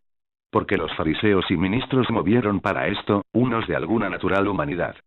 Otros de temor que no acabase Cristo nuestro Señor la vida antes de llegar a quitársela en la misma cruz, porque iba muy desfallecido. A todo humano encarecimiento y discurso excede el dolor que la Madre Virgen sintió en este viaje del Monte Calvario. Seguían asimismo al Señor, como dice el evangelista San Lucas, con la turba de la gente popular otras muchas mujeres que se lamentaban y lloraban amargamente. Llegó en esta ocasión Simón Cirineo, llamado así porque era natural de Cireneo, ciudad de Libia, y venía a Jerusalén, que era padre de 2 discípulos del Señor, llamados Alejandro y Rufo. A este Simón obligaron los judíos a que llevase la cruz parte del camino, sin tocarla ellos. Porque se afrentaban de llegar a ella, como instrumento del castigo de un hombre a quien justiciaban por malhechor insigne. Esto pretendían que todo el pueblo entendiese con aquellas ceremonias y cautelas. Tomó la cruz el cirineo, y fue siguiendo a Jesús, que iba entre los 2 ladrones para que todos creyesen era malhechor y facineroso como ellos. Iba la madre de Jesús muy cerca, como lo había deseado y pedido al Eterno Padre. Llegó nuestro Salvador, verdadero y nuevo Isaac, hijo del Eterno Padre, al monte del sacrificio. Era el monte Calvario lugar inmundo y despreciado, como destinado para el castigo de los facinerosos y condenados, de cuyos cuerpos recibía mal olor y mayor ignominia. Llegó tan fatigado nuestro Jesús, que parecía todo transformado en llagas y dolores, cruentado, herido y desfigurado. Llegó también la dolorosa madre llena de amargura a lo alto del Calvario muy cerca de su hijo corporalmente. Mas en el espíritu y dolores estaba como fuera de sí, porque se transformaba toda en su amado y en lo que padecía. Estaban con ella San Juan y las 3 Marías. Porque para esta sola y santa compañía, había pedido y alcanzado este gran favor de hallarse tan vecinos y presentes al Salvador y su cruz. La madre conoció que los impíos ministros de la pasión intentaban dar al Señor la bebida del vino mirrado con hiel, para añadir este nuevo tormento a nuestro Salvador. Tomaron ocasión los judíos de la costumbre que tenían de dar a los condenados a muerte una bebida de vino fuerte y aromático, con que se confortasen los espíritus vitales, para tolerar con más esfuerzo los tormentos del suplicio, derivando esta piedad de lo que Salomón dejó escrito en los Proverbios. Tal es sidra a los que están tristes, y el vino a los que padecen amargura del corazón. Esta bebida, que en los demás justiciados podía ser algún socorro y alivio, pretendió la pérfida crueldad de los impíos judíos conmutar en mayor pena con nuestro Salvador, dándosela amarguísima y mezclada con hiel, y que no tuviese en él otros efectos más que el tormento de la amargura. Conoció la Divina Madre esta inhumanidad, y con maternal compasión y lágrimas oró al Señor, pidiéndole no la bebiese. Y su Majestad, condescendiendo con la petición de su madre, gustó la poción amarga y no la bebió. Era ya la hora de sexta, que corresponde a la de mediodía, y los ministros de justicia, para crucificar desnudo al Salvador, le despojaron de la túnica inconsútil y vestiduras. Y como la túnica era cerrada y larga, desnudáronsela, para sacarla por la cabeza, sin quitarle la corona de espinas. Y con la violencia que hicieron arrancaron la corona con la misma túnica con desmedida crueldad. Porque le rasgaron de nuevo las heridas de su sagrada cabeza, y en algunas se quedaron las puntas de las espinas, que con ser tan duras y aceradas se rompieron con la fuerza que los verdugos arrebataron la túnica, llevando tras de sí la corona. La cual volvieron a fijar en la cabeza con impía crueldad, abriendo llagas sobre llagas. Renovaron junto con esto las de todo su cuerpo santísimo. Porque en ellas estaba ya pegada la túnica, y el despegarla fue, como dice David, añadir de nuevo sobre el dolor de sus heridas. 4 veces desnudaron y vistieron en su pasión a nuestro Señor. La primera, para azotarle en la columna. La segunda, para ponerle la púrpura afrentosa. La tercera, cuando se la quitaron y le volvieron a vestir de su túnica. La cuarta fue esta del Calvario, para no volverle a vestir. Y en esta fue más atormentado, porque las heridas fueron más, y su humanidad santísima estaba debilitada, y en el monte Calvario más desabrigado y ofendido del viento. Que también tuvo licencia este elemento para afligirle en su muerte la destemplanza de frío. A todas estas penas se añadía el dolor de estar desnudo en presencia de su madre, de las devotas mujeres que le acompañaban y de la multitud de gente que allí estaba. Solo reservó su poder los paños interiores que su Madre Santísima le había puesto debajo la túnica en Egipto. Porque ni cuando le azotaron se los pudieron quitar los verdugos, ni tampoco se los desnudaron para crucificarle, y así fue con ellos al sepulcro. Y esto se me ha manifestado muchas veces. No obstante que para morir Cristo en suma pobreza, y sin llevar ni tener consigo cosa alguna de cuantas era Criador y verdadero Señor, por su voluntad muriera totalmente desnudo y sin aquellos paños, si no interviniera la voluntad y petición de su madre, que fue la que así lo pidió, y lo concedió nuestro Señor. Porque satisfacía con este género de obediencia de hijo a la suma pobreza en que deseaba morir. Estaba la Santa Cruz tendida en tierra, y los verdugos prevenían lo demás necesario para crucificarle, como a los otros dos que juntamente habían de morir. Para señalar los barrenos de los clavos en la cruz, mandaron los verdugos con imperiosa soberbia al Criador del universo, oh temeridad formidable. Que se tendiese en ella, y el maestro de la humildad obedeció sin resistencia. Pero ellos con inhumano y cruel instinto señalaron los agujeros, no iguales al sagrado cuerpo, sino más largos, para lo que después hicieron. Esta nueva impiedad conoció la madre, y fue una de las mayores aflicciones que padeció su corazón en toda la pasión. Porque penetró los intentos depravados de aquellos ministros del pecado, y previno el tormento que su hijo había de padecer para clavarle en la cruz. Pero no lo pudo remediar. Porque el mismo Señor quería padecer también aquel trabajo por los hombres. Y cuando se levantó su majestad para que barrenasen la cruz, acudió la gran señora, y le tuvo de un brazo y le besó la mano. Dieron lugar a esto los verdugos, porque juzgaron que a la vista de su madre se afligiría más el Señor. Y ningún dolor que le pudieran dar le perdonaron. Pero no entendieron el misterio. Porque no tuvo su majestad en su pasión otra causa de mayor consuelo como ver a su madre, y la hermosura, de su alma, y en ella el retrato de sí mismo, y el entero logro del fruto de su pasión y muerte.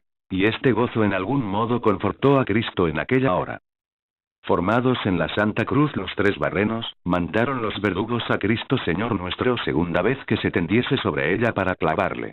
Y como artífice de la paciencia, obedeció y se puso en la cruz, extendiendo los brazos sobre el infeliz madero a la voluntad de los ministros de su muerte. Estaba su majestad tan desfallecido, desfigurado y exangüe, que si en la impiedad ferocísima de aquellos hombres tuvieran algún lugar la natural razón y humanidad, no era posible que la crueldad hallara objeto en que obrar entre la mansedumbre, humildad, llagas y dolores del inocente. Luego cogió la mano de Jesús uno de los verdugos, y asentándola sobre el agujero de la cruz, otro verdugo la clavó en él, penetrando a martilladas la palma del Señor con un clavo esquinado y grueso, rompiéronse con él las venas y los nervios, y se desconcertaron los huesos de aquella mano sagrada que fabricó los cielos y cuanto tiene ser. Para clavarle la otra mano no alcanzaba el brazo al agujero. Porque los nervios se le habían encogido, y de malicia le habían alargado el barreno, como arriba se dijo. Y para remediar esta falta tomaron la misma cadena con que el Señor había estado preso desde el huerto, y argollándole la muñeca con el un extremo donde tenía una argolla como esposas, tiraron con inaudita crueldad del otro extremo, y ajustaron la mano con el barreno, y la clavaron con otro clavo. Pasaron a los pies, y puesto el uno sobre el otro, amarrándolos con la misma cadena y tirando de ella con gran fuerza y crueldad, los clavaron juntos con el tercer clavo, algo más fuerte que los otros. Quedó aquel sagrado cuerpo, en quien estaba unida la divinidad, clavado y fijo en la cruz, y aquella fábrica de sus miembros deificados, y formados por el Espíritu Santo, tan disuelta y desencuadernada, que se le pudieron contar los huesos, porque todos quedaron dislocados y señalados, fuera de su lugar natural. Desencajáronle los del pecho, de los hombros y espaldas, y todos movieron de su lugar, cediendo a la violenta crueldad de los verdugos. No cabe en lengua ni discurso nuestro la ponderación de los dolores de nuestro Salvador en este tormento. Fijado el Señor en la cruz, para que los clavos no soltasen al divino cuerpo, arbitraron los ministros de la justicia redoblarlos por la parte que traspasaban el sagrado madero, y para ejecutarlo comenzaron a levantar la cruz para volverla, cogiendo debajo contra la tierra al mismo Señor crucificado. Esta nueva crueldad alteró a todos los circunstantes, y se levantó grande gritería en aquella turba, movida de compasión. Luego arrimaron la cruz con el crucificado divino al agujero donde se habla de enarbolar. Y llegándose unos con los hombros y otros con alabardas y lanzas, levantaron al Señor en la cruz, fijándola en el hoyo que para esto habían abierto en el suelo. Quedó nuestra verdadera salud en el aire, pendiente del sagrado madero a vista de innumerable pueblo de diversas gentes y naciones. No quiero omitir otra crueldad que he conocido usaron con su majestad cuando le levantaron, que con las lanzas e instrumentos de armas le hirieron, haciéndole debajo los brazos profundas heridas, porque le fijaron los hierros en la carne para ayudar a levantarle en la cruz. Renovóse al espectáculo el vocerío del pueblo con mayores gritos y confusión. Los judíos blasfemaban, los compasivos se lamentaban, los extranjeros se admiraban. Unos a otros se convidaban al espectáculo, otros no le podían mirar con el dolor. Unos ponderaban el escarmiento en cabeza ajena, otros le llamaban justo, y toda esta variedad de juicios y palabras eran flechas para el corazón de la madre. El sagrado cuerpo derramaba mucha sangre de las heridas de los clavos, que con el peso y golpe de la cruz se estremeció, y se rompieron de nuevo las llagas, quedando más patentes las fuentes, a que nos convidó por Isaías para que fuésemos a coger de ellas con alegría las aguas con que apagar la sed y lavar las manchas de nuestras culpas. Nadie tiene excusa, si no se diere prisa, llegando a beber en ellas, pues se venden sin conmutación de plata ni oro y se dan de balde solo por la voluntad de recibirlas. Crucificaron luego a los dos ladrones y fijaron sus cruces, la una a la mano derecha y la otra a la siniestra de nuestro Redentor, dándole el lugar del medio, como a quien reputaban por principal malhechor. Y olvidándose los pontífices y fariseos de los dos facinerosos, convirtieron todo su furor contra el santo. Y moviendo las cabezas con escarnio y mofa, arrojaron piedras y polvo contra la cruz del Señor y contra su real persona. Decían: «Ah, tú que destruyes el templo de Dios y en 3 días lo reedificas. Sálvate ahora a ti mismo. A otros hizo salvos y a sí mismo no se puede salvar». Otros decían: «Si este es hijo de Dios, descienda ahora de la cruz y le creeremos». Los dos ladrones también se burlaban de su majestad al principio, y decían: «Si eres hijo de Dios, sálvate a ti mismo y a nosotros». Estas blasfemias de los ladrones fueron para el Señor de tanto mayor sentimiento, cuanto a ellos estaba más próxima la muerte, y perdían aquellos dolores con que morían y podía satisfacer en parte por sus delitos, castigados por la justicia, como luego lo hizo uno de ellos, aprovechando la ocasión más oportuna que tuvo pecador alguno del inmundo. Los soldados que crucificaron a Jesús nuestro Salvador, como ministros a quien tocaban los despojos del ajusticiado, trataron de dividir los vestidos del inocente. Y la capa o manto superior, que por divina dispensación la llevaron al Calvario, la hicieron partes, esta era la que se desnudó en la cena para lavar los pies a los apóstoles, y la dividieron entre sí mismos, que eran 4. Pero la túnica inconsútil no quisieron dividirla, y echaron suerte sobre ella y la llevó a quien le tocó, cumpliéndose a la letra la profecía de David. Los misterios de no romper esta túnica declaran los santos y doctores, y uno de ellos fue significar cómo este hecho de los judíos, aunque rompieron con tormentos y heridas la humanidad santísima de Cristo nuestro bien, con que estaba cubierta la divinidad. Pero a esta no pudieron ofenderla con la pasión ni tocar en ella. Y como el madero de la Santa Cruz era el trono de la majestad real de Cristo y la cátedra de donde quería enseñar la ciencia de la vida, estando ya su majestad levantado en ella y confirmando la doctrina con el ejemplo, dijo aquella palabra en que comprendió la suma de la caridad y perfección: «Padre, perdónalos, que no saben lo que hacen».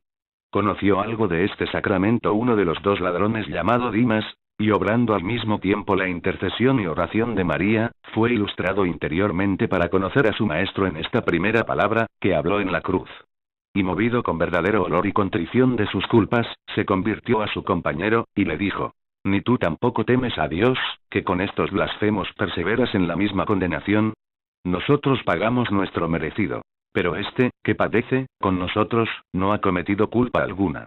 Y hablando luego a nuestro Salvador, le dijo: «Señor, acuérdate de mí cuando llegaréis a tu reino». En este felicísimo ladrón y en el centurión y en los demás que confesaron a Cristo en la cruz se comenzaron a estrenar los efectos de la redención. Pero el mejor afortunado fue Dimas, que mereció oír la segunda palabra que dijo el Señor. De verdad te digo que hoy serás conmigo en el paraíso. Oh bienaventurado ladrón, que tú solo alcanzaste para ti tal palabra, deseada de todos los justos y santos de la tierra. No la pudieron oír los antiguos patriarcas y profetas, juzgándose por muy dichosos en bajar al limbo y esperar largos siglos el paraíso, que tú ganaste en un punto en que mudaste felizmente el oficio. Acabas ahora de robar la hacienda ajena y terrena, y luego arrebatas el cielo de las manos de su dueño. Justificado el buen ladrón, volvió Jesús la vista a su madre, que con San Juan estaba al pie de la cruz, y hablando con entrambos, dijo primero a su madre: Mujer, besa y a tu hijo. Y al apóstol dijo también: Besa y a tu madre. Llamóla su majestad mujer y no madre, porque este nombre era de regalo y dulzura y que sensiblemente le podía recrear el pronunciarle, y en su pasión no quiso admitir esta consolación exterior, conforme por haber renunciado en ella todo consuelo y alivio. Y en aquella palabra mujer, tácitamente y en su aceptación, dijo: Mujer bendita entre todas las mujeres, la más prudente entre los hijos de Adán, mujer fuerte y constante, nunca vencida de la culpa, fidelísima en amarme, indefectible en servirme y a quien las muchas aguas de mi pasión no pudieron extinguir ni contrastar.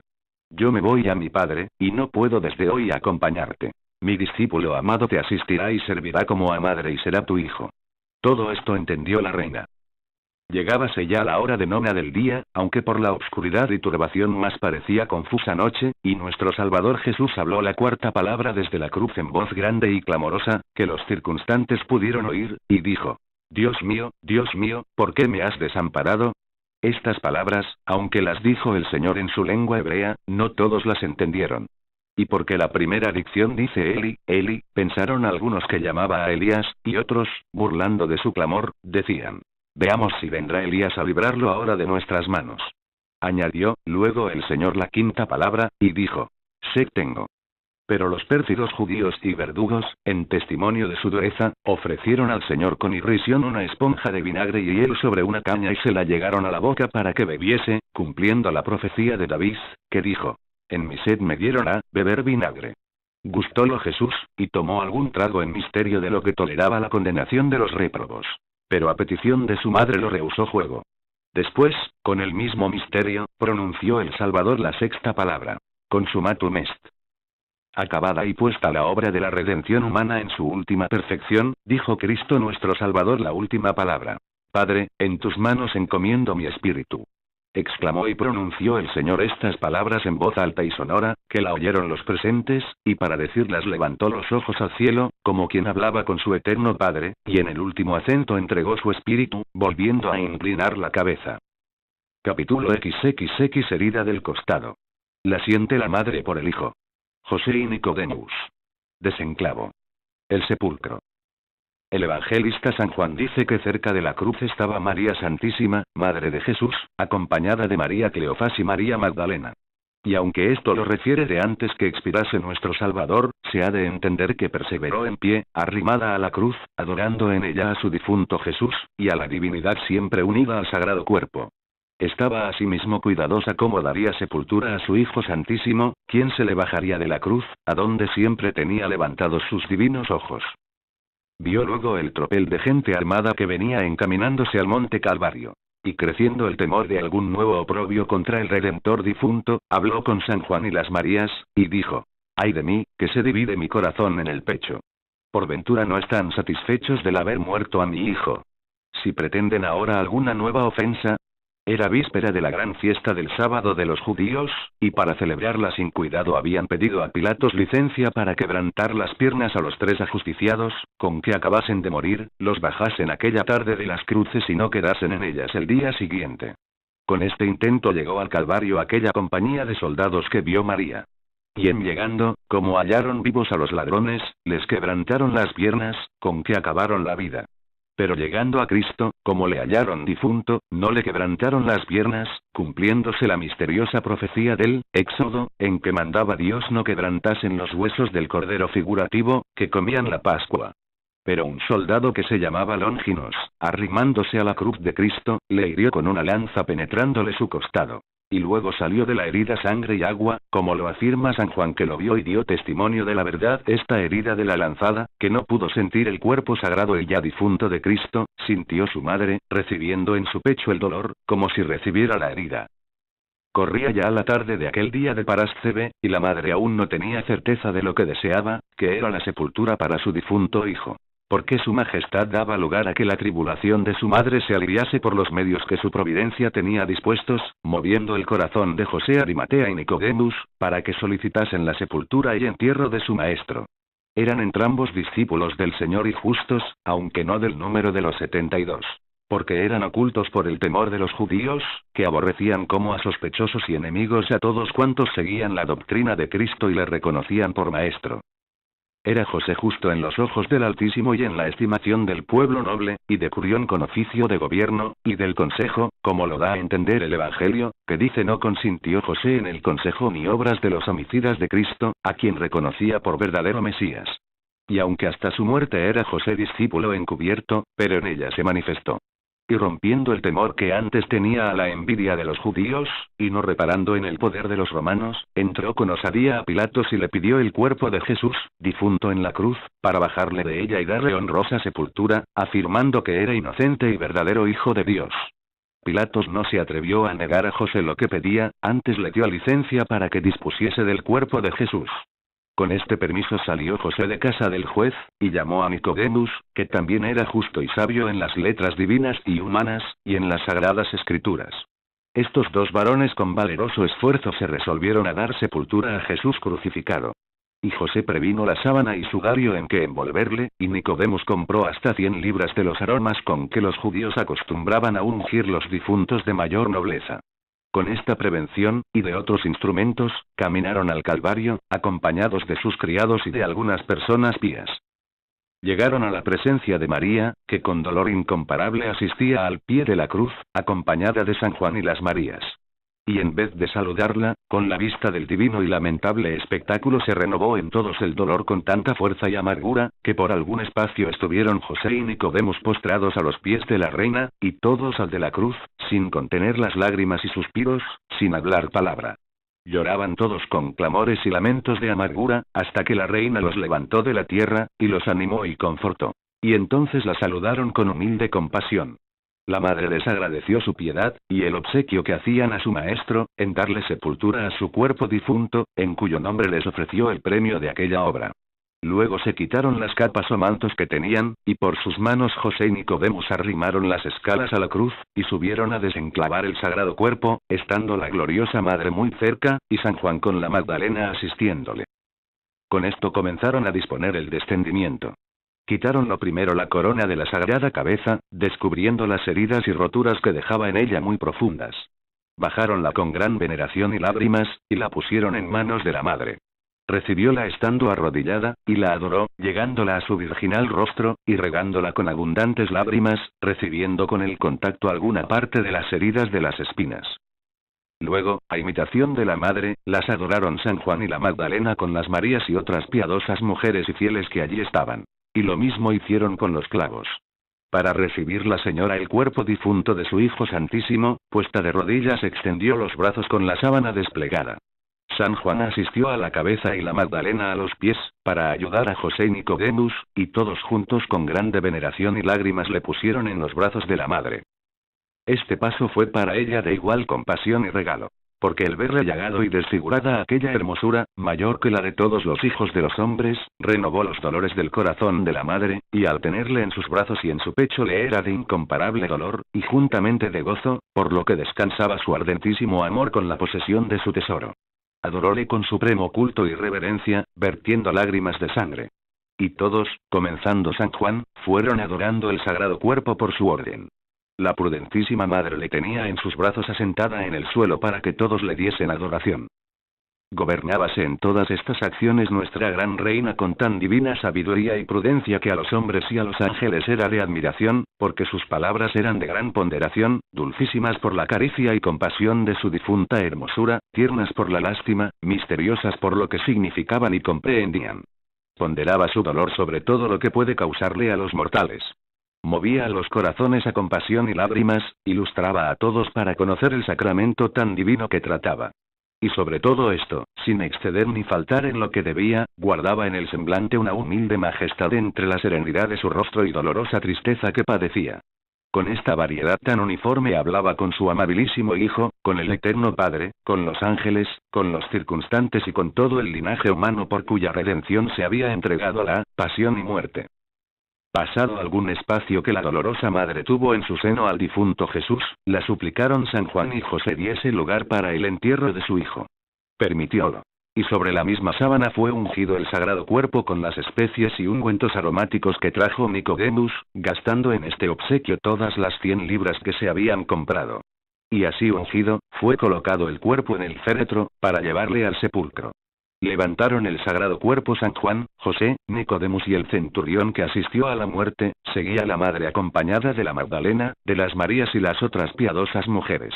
Juntóse a más de estas personas gran número de fieles, que, movidos de la divina luz, vinieron al Calvario después de la lanzada.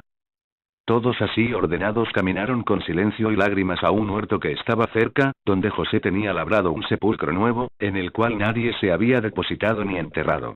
En este felicísimo sepulcro pusieron el sagrado cuerpo de Jesús.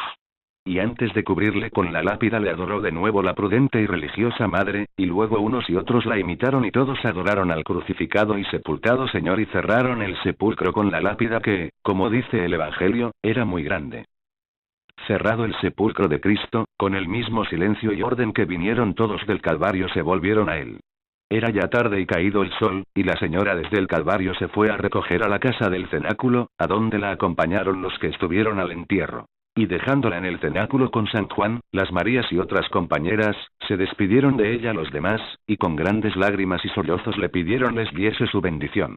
Y la humildísima y prudentísima señora les agradeció el obsequio que a su Hijo Santísimo habían hecho y el beneficio que ella había recibido, y los despidió llenos de otros interiores y ocultos favores y de bendiciones de dulzura de su amable natural y piadosa humildad.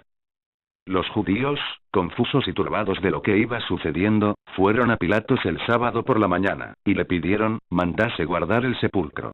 Porque Cristo, a quien llamaron seductor, había dicho y declarado que después de 3 días resucitaría, y sería posible que sus discípulos robasen el cuerpo y dijesen había resucitado. Pilatos contemporizó con esta maliciosa cautela, y les concedió las guardas que pedían, y las pusieron en el sepulcro. Pero los pérfidos pontífices solo pretendían obscurecer el suceso que temían. Como se conoció después cuando sobornaron a los guardas para que dijesen que no había resucitado Cristo nuestro Señor, sino que le habían robado sus discípulos. Y como no hay consejo contra Dios, por este medio se divulgó más y se confirmó la resurrección.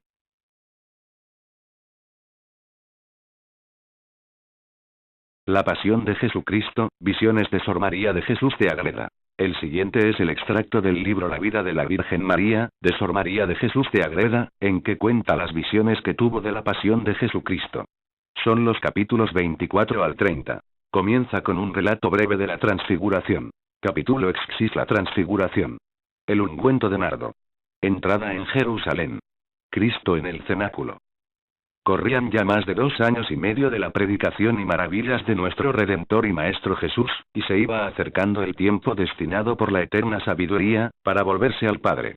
Y porque todas sus obras eran ordenadas a nuestra salud y enseñanza, determinó su Majestad prevenir a algunos de sus apóstoles para el escándalo que con su muerte habían de padecer, y manifestárseles primero glorioso en el cuerpo pasible que habían de ver después azotado y crucificado, para que primero le viesen transfigurado con la gloria, que desfigurado con las penas. Para esto eligió un monte alto, que fue el Tabor, en medio de Galilea, y 2 leguas de Nazaret hacia el oriente. Y subiendo a lo más alto de él con los 3 apóstoles Pedro, Jacobo y Juan su hermano, se transfiguró en su presencia. Estando transfigurado vino una voz del cielo en nombre del Eterno Padre, que dijo: Este es mi Hijo muy amado, en quien yo me agrado. A él habéis de oír. No dicen los evangelistas que se hallase María Santísima a la maravilla de la transfiguración, ni tampoco lo niegan. Porque esto no pertenecía a su intento, ni convenía manifestar en los evangelios el oculto milagro con que se hizo. La inteligencia que se me ha dado para escribir esta historia es que la Divina Señora, al mismo tiempo que algunos ángeles fueron a traer la alma de Moisés y a ellas de donde estaban, fue llevada por manos de sus santos ángeles al monte Tabor, para que viese transfigurado a su Hijo Santísimo, como sin duda le vio. Y no solo vio transfigurada y gloriosa la humanidad de Cristo nuestro Señor, sino que el tiempo que duró este misterio vio con claridad María Santísima la divinidad intuitivamente. Continuaba nuestro Salvador sus maravillas en Judea, donde estos días, entre otras, sucedió la resurrección de Lázaro en Betania, a donde vino llamado de las dos hermanas Marta y María. Y porque estaba muy cerca de Jerusalén, se divulgó luego en ella el milagro, y los pontífices y fariseos, irritados con esta maravilla, hicieron el concilio donde decretaron la muerte del Salvador. Llegó otra vez a Betania, donde había resucitado Lázaro, y donde fue hospedado de las dos hermanas, y le hicieron una cena muy abundante para su majestad y María Santísima su madre y todos los que los acompañaban para la festividad de la Pascua. Y entre los que cenaron uno fue Lázaro, a quien pocos días antes había resucitado.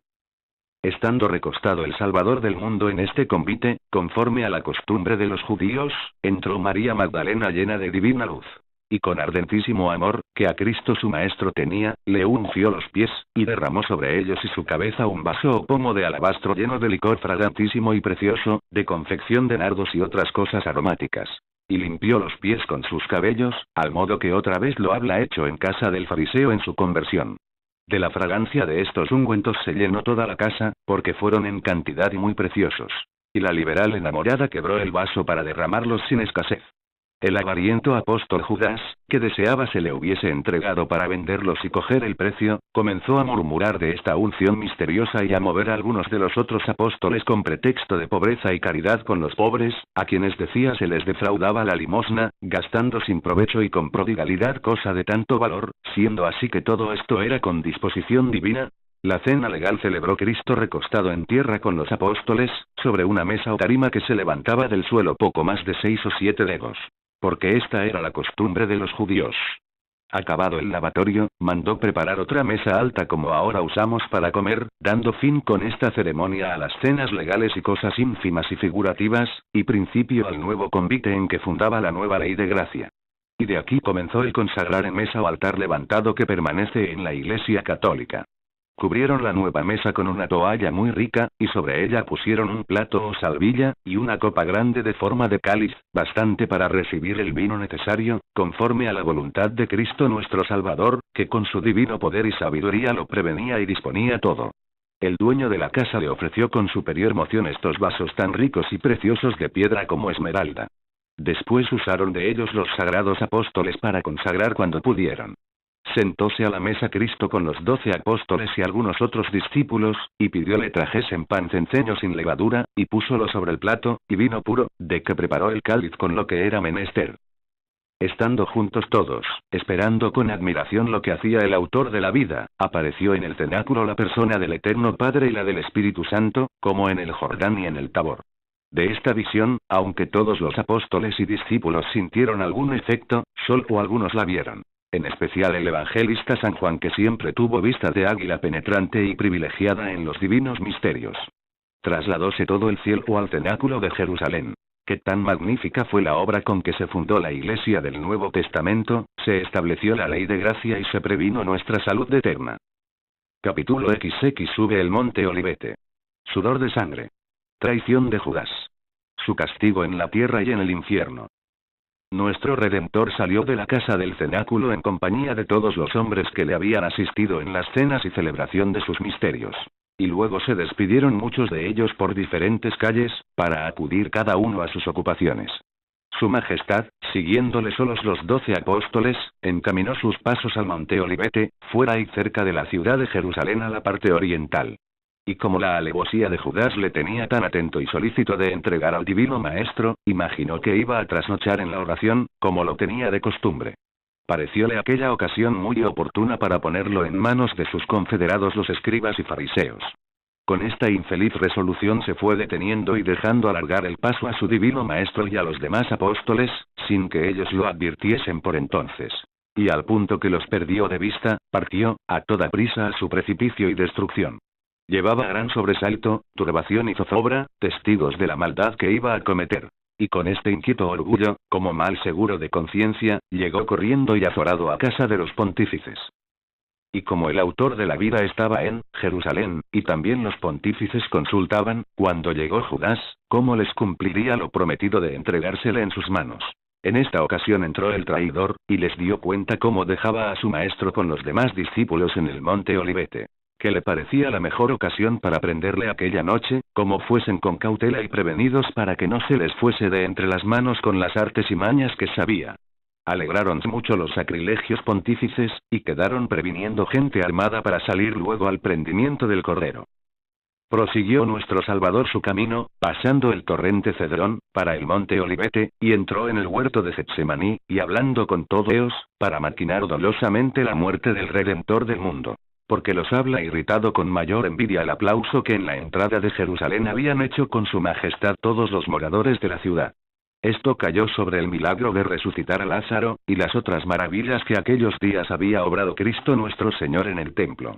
Y habiendo resuelto convenía quitarle la vida, paliando esta impía crueldad con pretexto del bien público, como lo dijo Caifás, profetizando lo contrario de lo que pretendía. El demonio, que los vio resueltos, puso en la imaginación de algunos no ejecutasen este acuerdo con la fiesta de la Pascua, porque no se alborotase el pueblo que veneraba a Cristo nuestro Señor como Mesías o gran profeta. Esto hizo Lucifer, para ver si con dilatar la muerte del Señor podría impedirla. Mas como Judas estaba ya entregado a su misma codicia y maldad, y destituido de la gracia que para revocarla era menester, acudió al concilio de los pontífices muy azorado e inquieto, y trató con ellos de la entrega de su maestro, y se remató la venta con 30 dineros. Y por no perder los pontífices la ocasión, atropellaron con el inconveniente de ser Pascua. Despedido nuestro Salvador de su amante madre, salió de Betanía para la última jornada, a Jerusalén el jueves, que fue el día de la cena, poco antes de mediodía, acompañado de los apóstoles que consigo tenía. En seguimiento del autor de la vida partió luego de Betanía la madre, acompañada de la Magdalena y de las otras mujeres santas.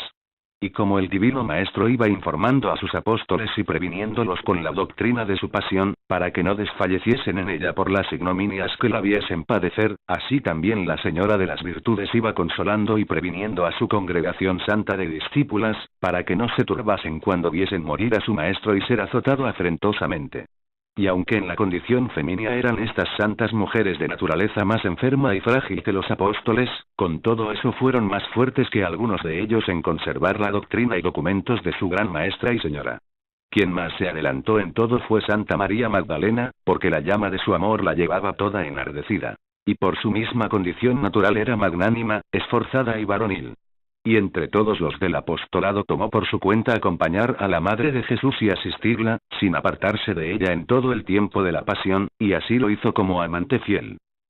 Proseguía su camino para Jerusalén nuestro Redentor, el jueves a la tarde, que precedió a su pasión y muerte. Preguntáronle dónde quería celebrar la Pascua del Cordero que aquella noche cenaban los judíos. Respondióles el divino Maestro enviando a San Pedro y a San Juan que se adelantasen a Jerusalén, y preparasen la cena en casa de un hombre donde viesen entrar un criado con un cántaro de agua, pidiéndole al dueño de la casa que le previniese aposento para cenar con sus discípulos. Era este vecino de Jerusalén hombre rico, principal y devoto del Salvador, y con su piadosa devoción mereció que el autor de la vida eligiera su casa para santificarla con los misterios que obró en ella, dejándola consagrada en templo santo. Fueron luego los dos apóstoles, y con las señas que llevaban pidieron al dueño de la casa que admitiese en ella al Maestro de la vida y tuviese por su huésped, para celebrar la gran solemnidad de los ázimos, que así se llamaba aquella Pascua. Fue ilustrado con especial gracia el corazón de aquel padre de familias, y liberalmente ofreció su casa con todo lo necesario para la cena legal, y luego señaló para ella una cuadra muy grande, colgada y adornada con mucha decencia. Prevenido todo esto, llegó su majestad a la posada con los demás discípulos. Y en breve espacio fue también su madre con su congregación de las mujeres que le seguían. Nuestro Salvador y Maestro Jesús, y él hipócrita, avariento y desmesurado. El Maestro disculpó a la Magdalena, a quien Judas reprendía de pródiga y poco advertida. Y el Señor le dijo a él y a los demás que no la molestasen. Porque aquella acción no era ociosa y sin justa causa. Y a los pobres no por esto se les perdía la limosna que quisiesen hacerles cada día. Y con su persona no siempre se podía hacer aquel obsequio, que era para su sepultura, la que prevenía a aquella generosa enamorada con espíritu del cielo, testificando en la misteriosa unción que ya el Señor iba a padecer por el linaje humano, y que su muerte y sepultura estaban muy vecinas. Pero nada de esto entendía el pérfido discípulo, antes se indignó furiosamente contra su maestro, porque justificó la obra de la Magdalena. Viendo Lucifer la disposición de aquel depravado corazón, le arrojó en él nuevas flechas de codicia, indignación y mortal odio, contra el autor de la vida. Y desde entonces propuso de maquinarle la muerte, y en llegando a Jerusalén dar cuenta a los fariseos y desacreditarle con ellos con audacia, como en efecto lo cumplió. Porque ocultamente se fue a ellos, y les dijo que su maestro enseñaba nuevas leyes contrarias a la de Moisés y de los emperadores. Que era amigo de convites, de gente perdida y profana. Y a muchos de mala vida admitía, a hombres y mujeres, y los traía en su compañía. El sábado que sucedió la unción de la Magdalena en Betanía, acabada la cena, como en el capítulo pasado dije, se retiró nuestro divino maestro. Llegado el día, que fue el que corresponde al domingo de Ramos, salió su majestad con sus discípulos para Jerusalén. Y habiendo caminado 2 leguas, poco más o menos, enregando a Betfagé, envió 2 discípulos a la casa de un hombre poderoso que estaba cerca, y con su voluntad le trajeron 2 jumentillos. El uno, que nadie había usado ni subido en él. Nuestro Salvador caminó para Jerusalén, y los discípulos aderezaron con sus vestidos y capas al jumentillo y también la jumentilla. Porque de entrambos se sirvió el Señor en este triunfo. Sucedió en el camino que los discípulos, y con ellos todo el pueblo, pequeños y grandes, aclamaron al Redentor por verdadero Mesías, Hijo de David, Salvador del mundo y Rey verdadero. Unos decían: paz sea en el cielo y gloria en las alturas, bendito sea el que viene como Rey en el nombre del Señor. Otros decían: Hosana filio David. Sálvanos, Hijo de David, bendito sea el reino que ya ha venido de nuestro Padre David. Unos y otros cortaban palmas y ramos de los árboles en señal de triunfo y alegría, y con las vestiduras los arrojaban por el camino donde pasaba el nuevo triunfador de las batallas. Prosiguió el Salvador del mundo su triunfo hasta entrar en Jerusalén, y los santos ángeles, que lo miraban y acompañaban, le cantaron nuevos himnos de loores y divinidad con admirable armonía. Entrando en la ciudad con júbilo de todos los moradores, se apeó del jumentillo y encaminó sus pasos al templo. Derribó las mesas de los que vendían y compraban en el templo, celando la honra de la casa de su padre. Y echó fuera a los que la hacían casa de negociación y cueva de ladrones. Estuvo su majestad en el templo enseñando y predicando hasta la tarde. Y en confirmación de la veneración y culto que se le había de dar a aquel lugar santo y casa de oración, no consintió que le trajesen un vaso de agua para beber.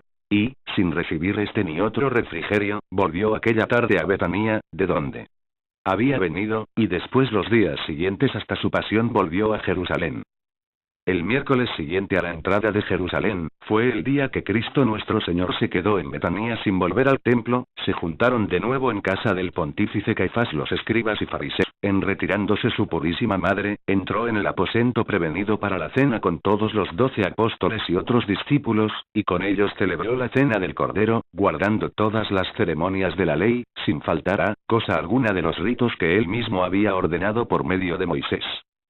Acabada la cena legal y bien informados los apóstoles, se levantó Cristo nuestro Señor para lavarles los pies. Levantóse nuestro divino Maestro de la oración que hizo, y con semblante hermosísimo, sereno y apacible, puesto en pie, mandó sentar con orden a sus discípulos.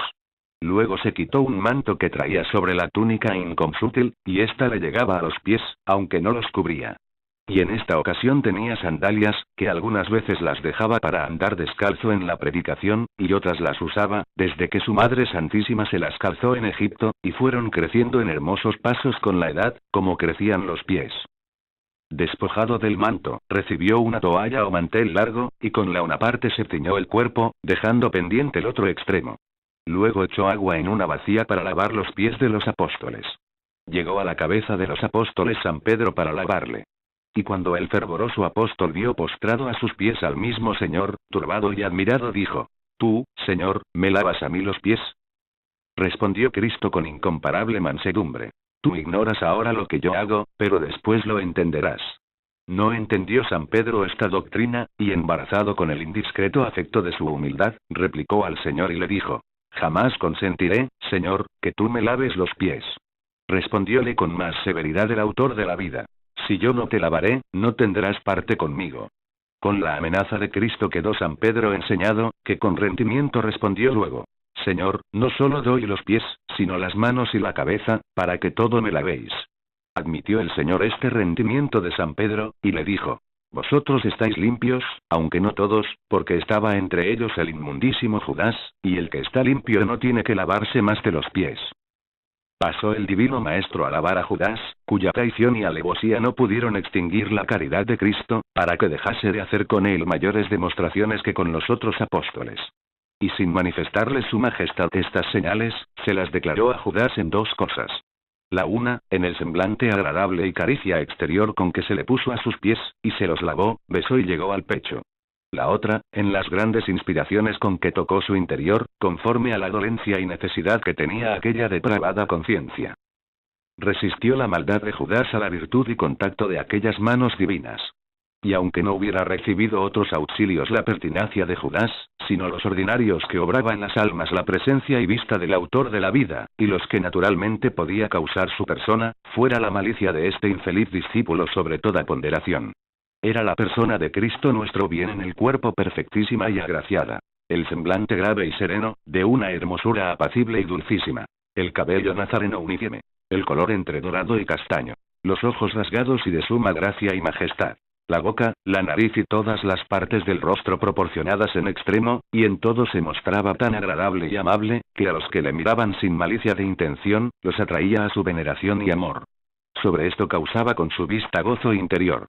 Esta persona de Cristo tan amable y venerable tuvo Judas a sus pies, y con nuevas demostraciones de agrado y mayores impulsos que los ordinarios. Pero tal fue su perversidad, que nada le pudo inclinar ni ablandar su endurecido corazón.